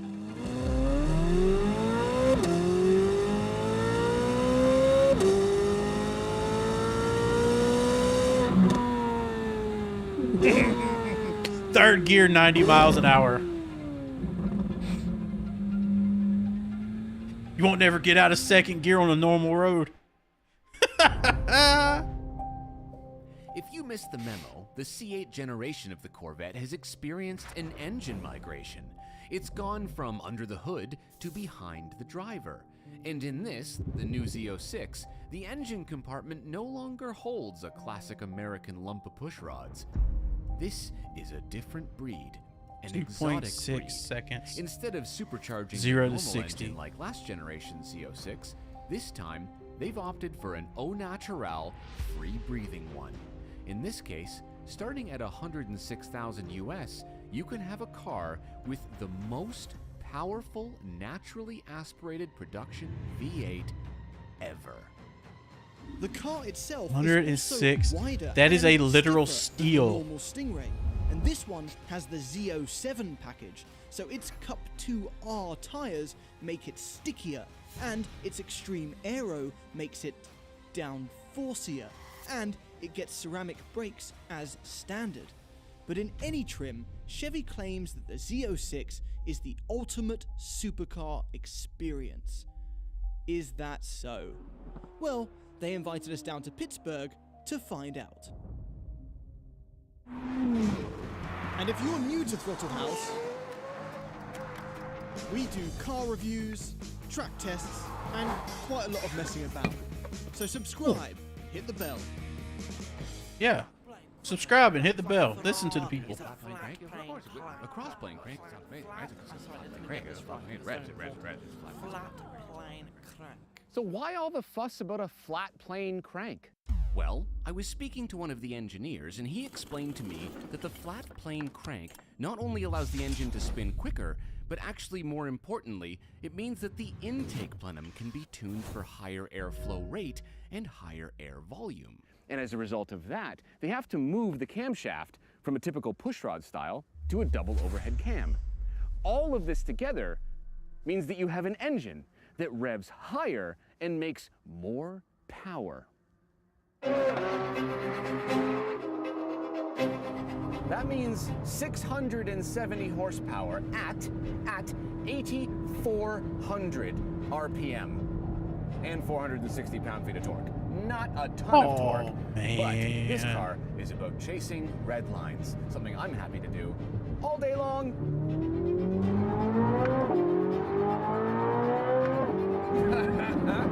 Oh my God. What? The sound is absolutely insane. This is not a Ferrari from the mid-2000s. This is a brand new Corvette. And that sound doesn't quite compute. I will never go auto again. I'll be manual. Manual mode for life. Tuning. Inside the intake plenum is like these little valves, like throttle bodies, and they allow air to pass from one side to the other as there's pressure waves happening and stuff that I don't really fully understand. But they said that those valves do a bit of a dance. And what that dance does is it enables not only more power and more flow, it also means that it makes a crazy induction noise. An induction noise is what you want in a high-revving, naturally aspirated engine. Right past 7,500, right past 8, that just sounds nuts. God, that's cool. And on the outside, the exhaust has this cool little flare on it. As the air comes out of the pipe in the middle, it expands rapidly and reflects back towards the driver. So not only am I hearing induction noise, I and everybody else in Pennsylvania is hearing the exhaust.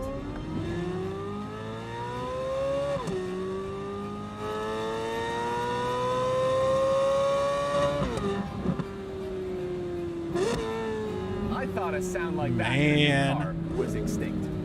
And I will say that the power delivery is pretty much perfect. It's actually got punchy torque all the way through the rev range. There's just so much happening all through the revs. And it pulls right to the rev. We just don't get cars like these, just don't exist. There's this and a couple Porsches. And to be fair, the Lamborghini V10. However, this makes more power from 8 naturally aspirated cylinders than any of the Lambos do from 10. Wow. And the transmission is just lightning fast. Lightning fast. It shifts very well in auto, but the paddles are so fun and they have a click that... Yes. Yes.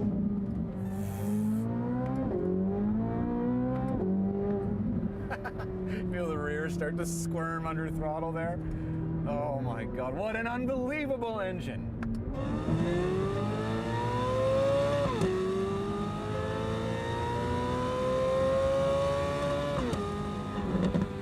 But the sound, while all encompassing, you kind of forget about it when you do put your foot all the way down, because in a straight line and around the corners, the speed of this car is proper race car. Yes.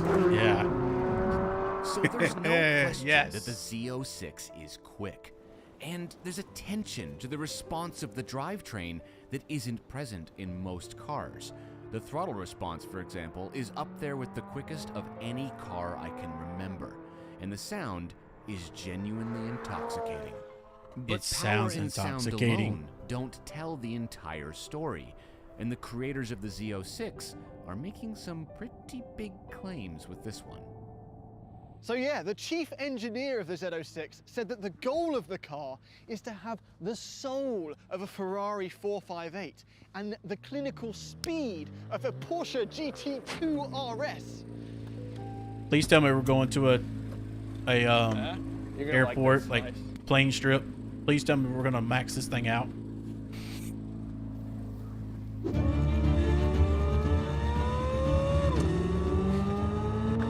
And that speed, yeah, it's clinical. Clinical in the sense that it's abundant and you feel absolute control over it.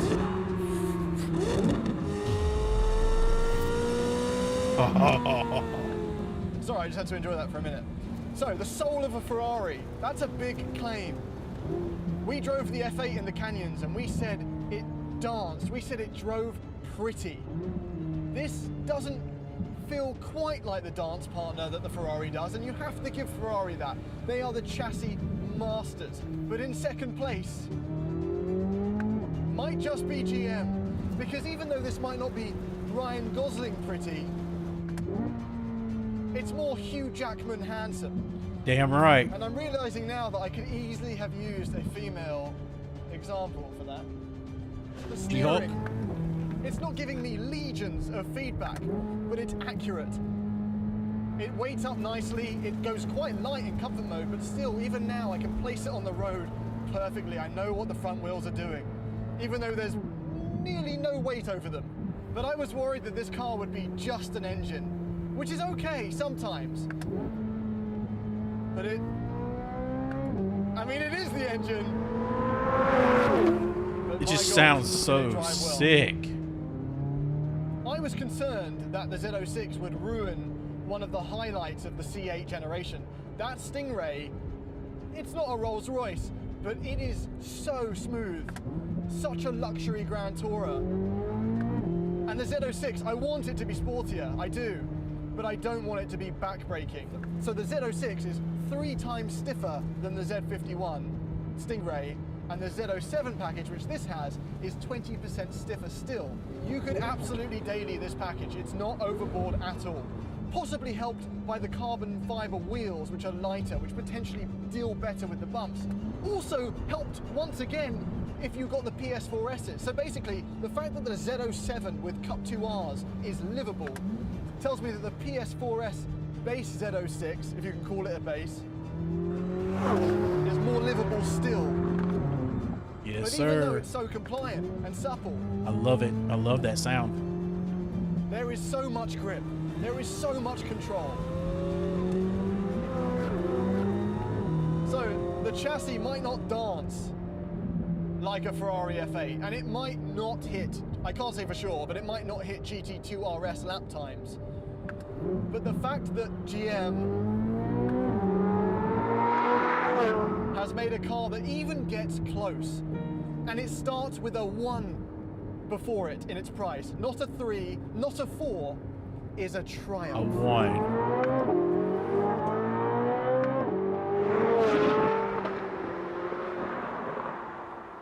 Okay. So. 06 day. 06 day. It's a good day. It's actually quite chilly, which the Cup 2Rs don't like very much. It's English weather. You're used to this? This is Yeah. July? So we did just drive this on the track. What's the name of the track again? Pit Race. Pit Race, which stands for Pittsburgh International Raceway. It's our first time in Pittsburgh, yeah. Yeah, That's it's it. a nice track actually. Great track. Elevation, really pretty. Anyway, this, just a few track impressions because, you know, we'll do more track testing later, but just based on what I found out there, it's like really good, right? Yeah. Very, very race car-ish. Incredibly plain. Fantastic, yeah. Right? Curbs, not a problem. Boom, over them. Yeah. Right? It doesn't unsettle very easily. There's no Ooh. understeer at all that I could see. And the only issue that I had with it was like I think you already talked about how the steering in this compared to the He base about lost it. is better because it's a bit, it weights up a little bit more. Yeah, it's the intuitively. suspension changes, the extra, the Cup 2Rs, lots of Really surface help, area. right? Yeah, yeah. But I found that when I lost the rear intentionally, it didn't communicate through the steering really at all. So there's still not a lot of feedback from the steering. The weight's good now, but the car is so tight in the rear end that like I could Give me feel that it in my straight line back perfectly. speed. So I could drive it. I wanna flat see out the straight right line away, speed. No problem. It's an unbelievable car. Yeah, far more confidence inspiring. You think it's going to be intimidating, cup 2Rs, mid-engine. Yeah. And it's not. But and the limits were so high. Like there was a racing driver in front of us, a Corvette racing driver, right? Yeah. And like we had to really push to find the limit of the car. It's way up there. But if you're spending the extra money, Yeah. you want it to look different. You want to know. You want to go past someone with a Stingray and go. Have you seen this thing? Well, no. It's.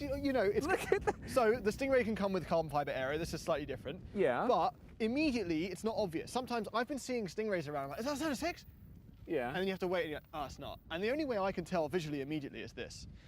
So on the Z06, this wishbone is pre-broken. It's before you see if you can make a wish. Right. Whereas on the Stingray, it's This just guy's going to win for sure. Yeah, it's That just, hand. Well, the Stingray is one. The Stingray is just this. Oh. On the Z06, you get this as well. I didn't notice that. The only thing I noticed is that compared to the regular one, Okay.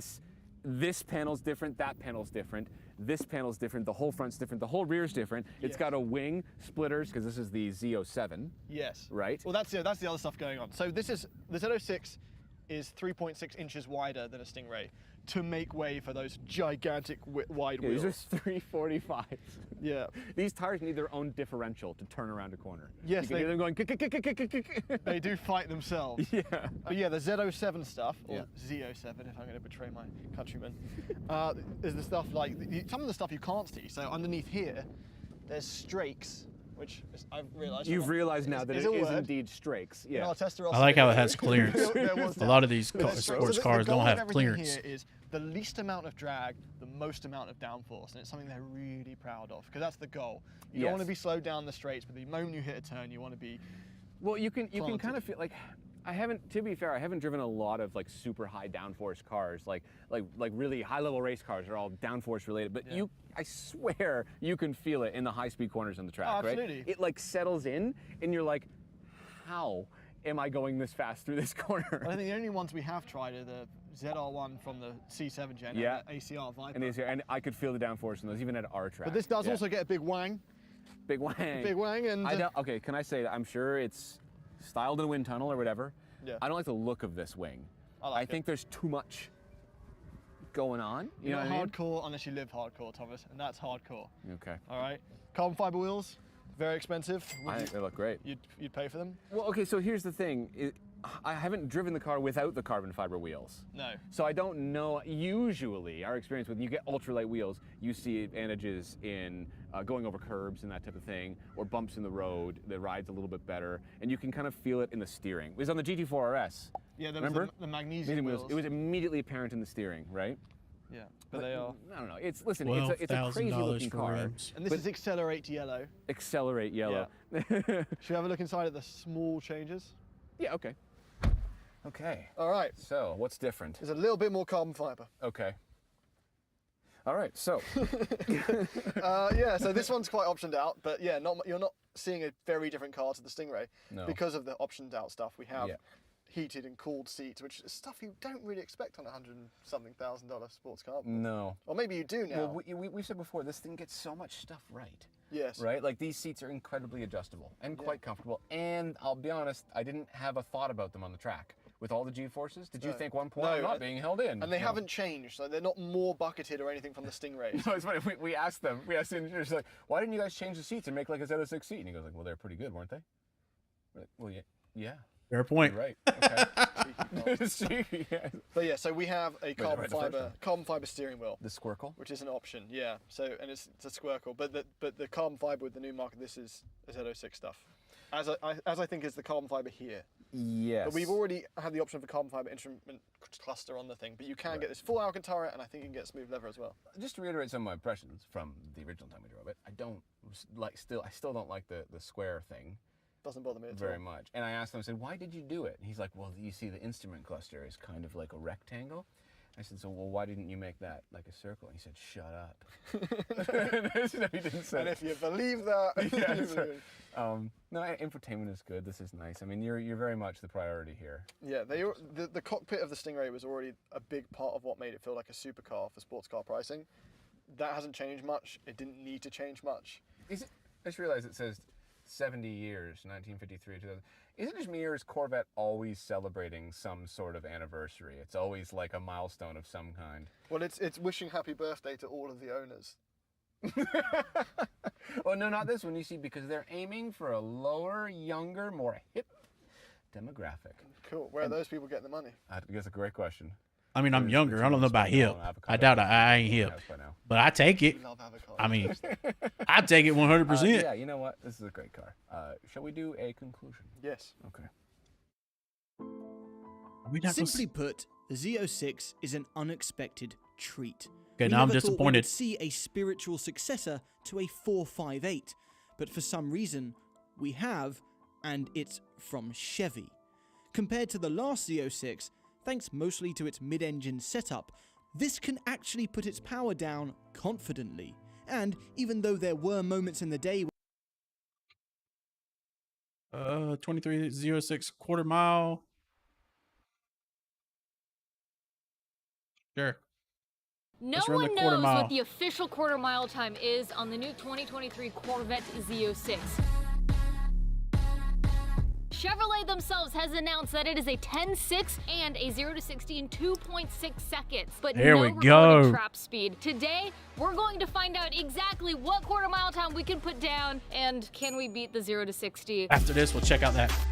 Now, the official Raptor spec on what we have Bronco. here, this is a Z06 coupe still can't get with over that. full Z07 package. That means the Z07 Aero, the carbon fiber wheels, the Z07 suspension, the carbon ceramic brakes. It's basically a track forward monster. Really? And now that the embargo is lifted, I can absolutely say that I do notice a difference between the Z06 and the Z07. We had a convertible Z06 last week. We swapped it for the coupe for today because it's a little lighter weight. And we also have the carbon fiber wheels, which is something we did not have last week because that should help with unsprung weight and getting us off that line and hopefully giving us a fast 60 foot. So thank you guys for all watching this episode. If you could, please subscribe to the channel and give this video a like. And for all you technical folks out there, we welcome you. Just to let you know, the DA today is 1800. We're gonna jump in the car right now and just go straight into the action before the sun comes up and it gets even hotter.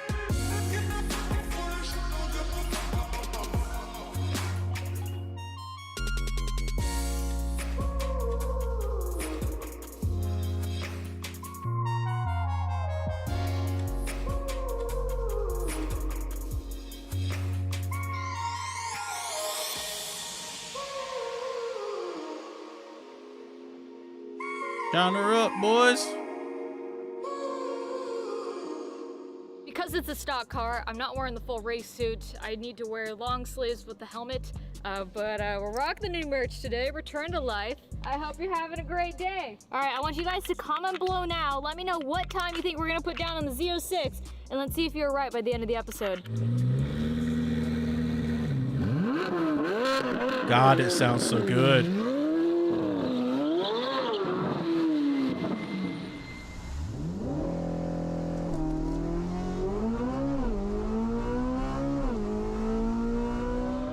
She's not using manual mode? Nah, go manual.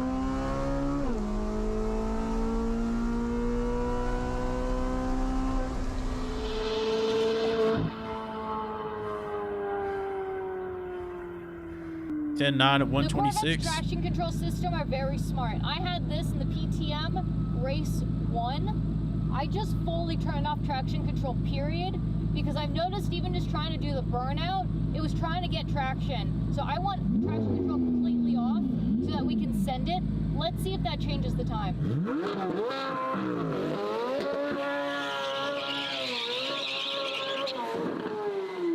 God, you imagine if That she was actually way crashes better. that thing? That was extremely better.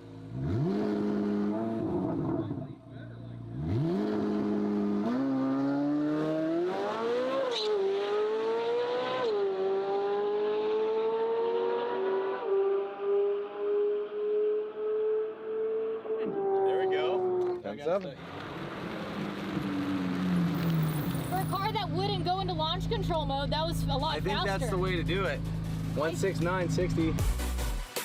Not bad.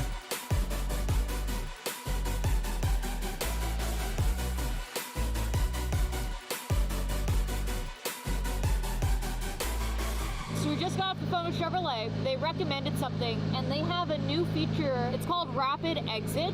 What you do is you hold both paddle shifters, let go of one, grab it again. You hear that RPM go up? So that should give us a quicker leave. And I'm going to do that as the launch control in PTM Race 1 mode on the unprepped surface. I know that's kind of a lot of information to dump at you guys, but let's see what this does. And then we'll try it again on the prepped surface in Race 2, which is what they recommended.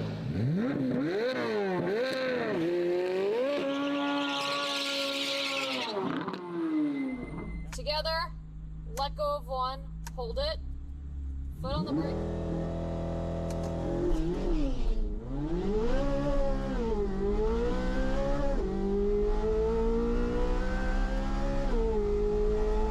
I think she needs to get into manual mode with the paddle shifters. The auto shifting.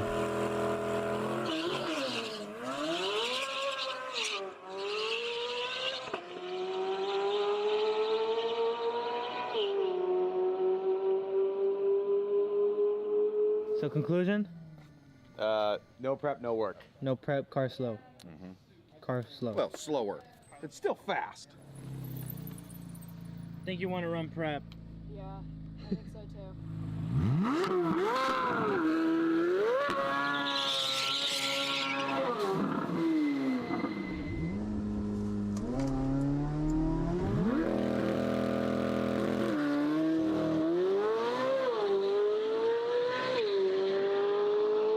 Sounds good. Sounds a lot better.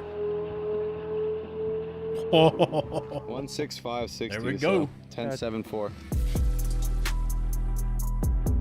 So I know the Camaros and the Cadillac Blackwings already have this, but this is the first time a Corvette has had this feature. Sandy, take a look at this. You can now customize your launch control. What? So I can do by what RPM I want and what slip percentage I want. So is that what it was set at before? It was on automatic, but now we have the adjustability if we want it. Rad. Yeah. Rad.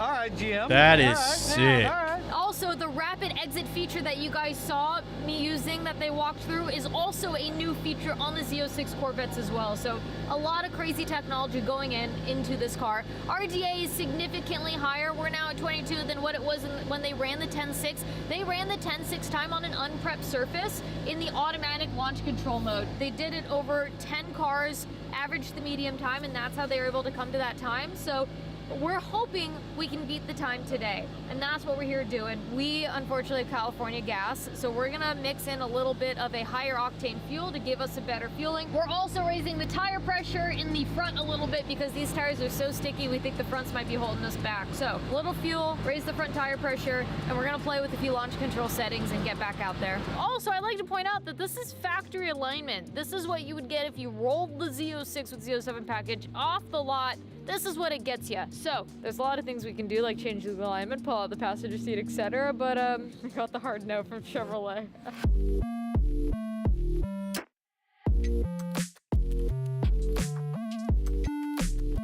God, I want one so bad.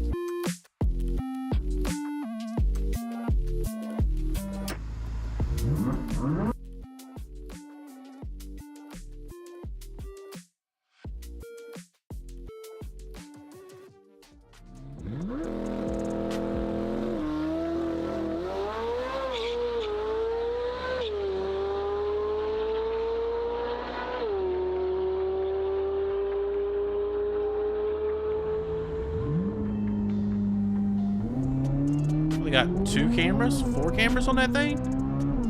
Start recording.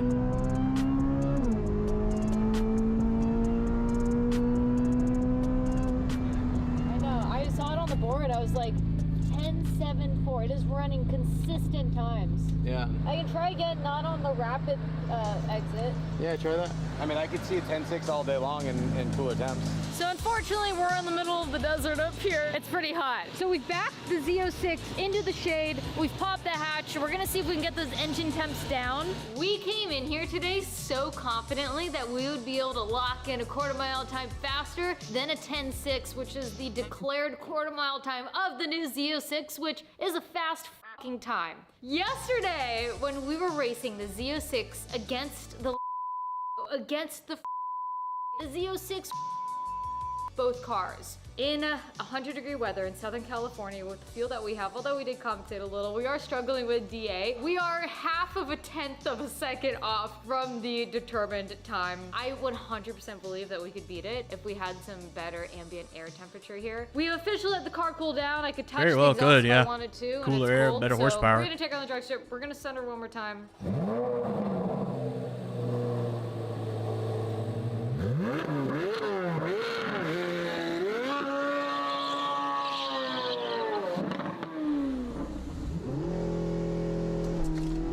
I still think she needs to go into manual mode with them paddle shifters.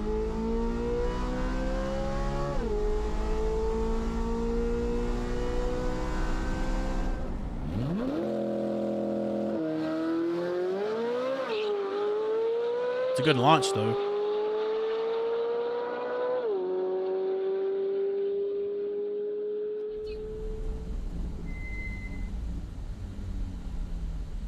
Wait, that was a 10:51. Got a really good We launch. just set the new quarter mile time for the Z06.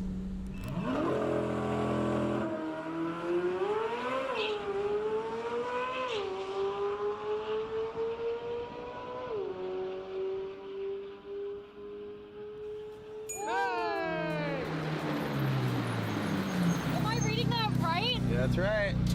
10-5-1. 10-5-1. 10.51? How'd that feel? It left great. It felt great. That was a 1.560 foot. This is from factory, rolled off the dealership. Yes, sir. All right. I texted Chevrolet that we did a 10.51. Yeah. And their response was, where'd you put the passenger seat? To confirm, you guys, it's right there. Car is complete. The car is complete. I'm gonna check this out and then probably gonna call it a night. I ain't feeling too good, but I'm gonna check this out real quick and then call it.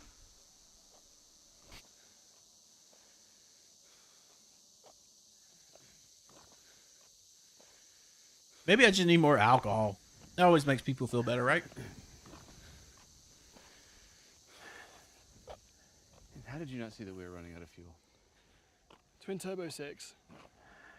Having fun. I regret nothing. I do it again. No cell reception, no water. I know. No water. But we have this. James, we've been over this. That's your piss bottle? You don't prepare your own pee. I know Bear Grylls drinks pee. You only drink your pee if you have to. You don't bring it. You bring water. I know. This isn't my pee. Oh, what is it? It's someone else's. Damn. Makes it okay. It's warm though. What? I'll share it with you. It's fine.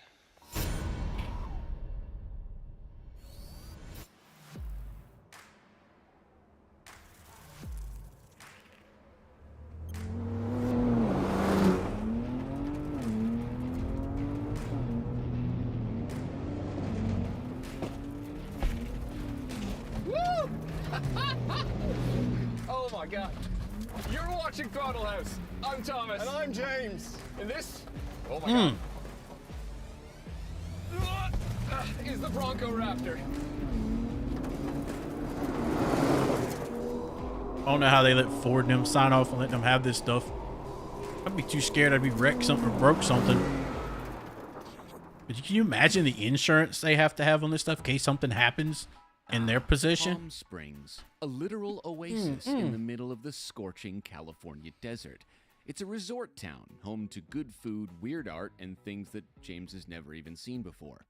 Needless to say, we blended in flawlessly, and when in America, we do as the Americans do. So we grabbed an incredibly capable, over-specialized, gas-guzzling SUV and drove around town at 10 miles per hour in it. In this case, the new Bronco Raptor, a lifted, widened, stiffened, off-road racing version of the Bronco. With a twin-turbo V6 and Fox Racing suspension, it was more than adequate to try to find James an iced latte. However, it became apparent very quickly that the Palm Springs heat was going to become an issue, and the Bronco Raptor, even though it had an excellent ride and great visibility and was a cinch to pilot around town, was having a hard time keeping me cool in the back seat. It only had vents in the front. But forget about me, I was worried about our cameraman Karsten, who was destined to spend the next day running around on the outside of the car. So we stopped at one of a bazillion hat stores in Palm Springs, and he picked out a hat that perfectly personified the phrase, function over form. With that taken care of, it was clear that as a mall crawler, the Raptor works. But from there, we headed into the real desert with one big question in mind. Is the Bronco Raptor as capable as it looks? Or is it just another faceless baby? That's creepy. What? Shh, we got footage of them. I had to get it in somehow. That's creepy as all get out. And if you're new to Throttle House, we do car reviews, track tests, and quite a lot of messing about. So subscribe, hit the bell.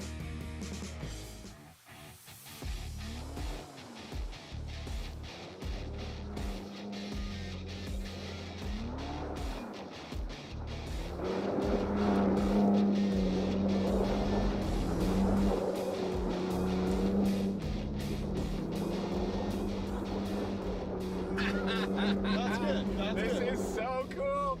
Woo! That's so much fun.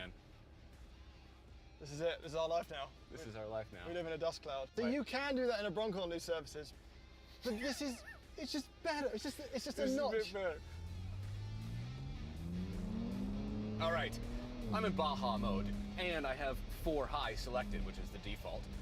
Now, Baja mode in this is different than the Baja mode in the regular Bronco.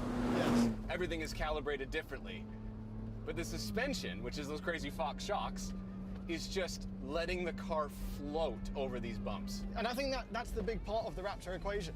So not only do we have the crazy suspension, we've got 418 horsepower, we've got 440 pound-feet of torque. 480 in a Bronco. Up the shifts, but I like shifting manually. 480 horsepower and 480 torque in the little Bronco. And- Holy hell. You hear that? That sounds mean.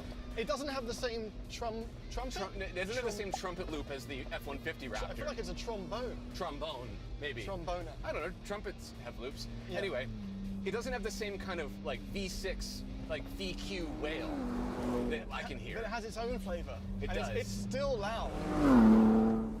Yeah, so there's no manual option for the Raptor. It only comes in the 10-speed. Yeah. And the 4-door. We've got some fat tires, 37 inches as standard.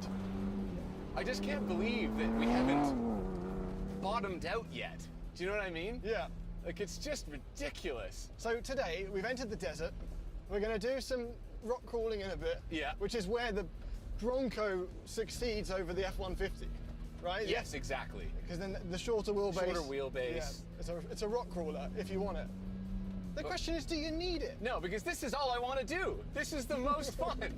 Just sand and just riffing across an ancient lake bed. Coolest stuff ever, man. That engine, though, it is just really good. It just rips right to the red line. It's actually in Baja mode. It has an anti-lag system, so it keeps the turbo spooled. Oh man, this is just a weapon out here. I love it. I could do this all day. It feels wide on the road. It does. Speed limit 65 in the desert. So if you have a desert in your backyard, go drive. Get a Bronco. Should we go off-roading? The one where you have to go slow and be really careful and have anxiety through the roof? Yeah. Okay. So, as any serious balls-to-the-wall rock crawler does, we donned some super cool helmets that were definitely not required by Ford's insurance department. Totally our choice. And then we hit the trails. All right. It's starting to get a bit real. You know what? I'm glad, because I'm tired of when we do off-road reviews and everyone says, that's my driveway. That's my drive. That's how I get to work in my Cavalier. You're hardcore if this is your driveway. And Yeah, you're not seriously. hardcore if you live hardcore. And the Legend of the Rent was way hardcore. Well, the Rent is very hardcore, Yeah. actually. So we're in off-road mode. We have the rear diff locked. The front sway bar is disconnected. Whoa. I'll just take it, though. It can just take it. this Incredible. Is quite the hill here. Yeah, we've got some, we're running 21 PSI, 21, 22 PSI in the tires. You could do it. You could do it. I believe in you. Right, we're gonna lock the front diff. Okay, we've locked the front. Lock the front now diff. this is the equivalent of putting your hat back. Yeah. There we go. You got it. You got it. Nice. Who's the first person to be like, you know what? I'm gonna drive up that. Ooh. Okay. All right. There we go. There we go. That didn't sound like a good bang. No, that's okay. Bangs happen. You bang, not in college, not for me. Yeah, because you're driving, not me. This feels good. Oh.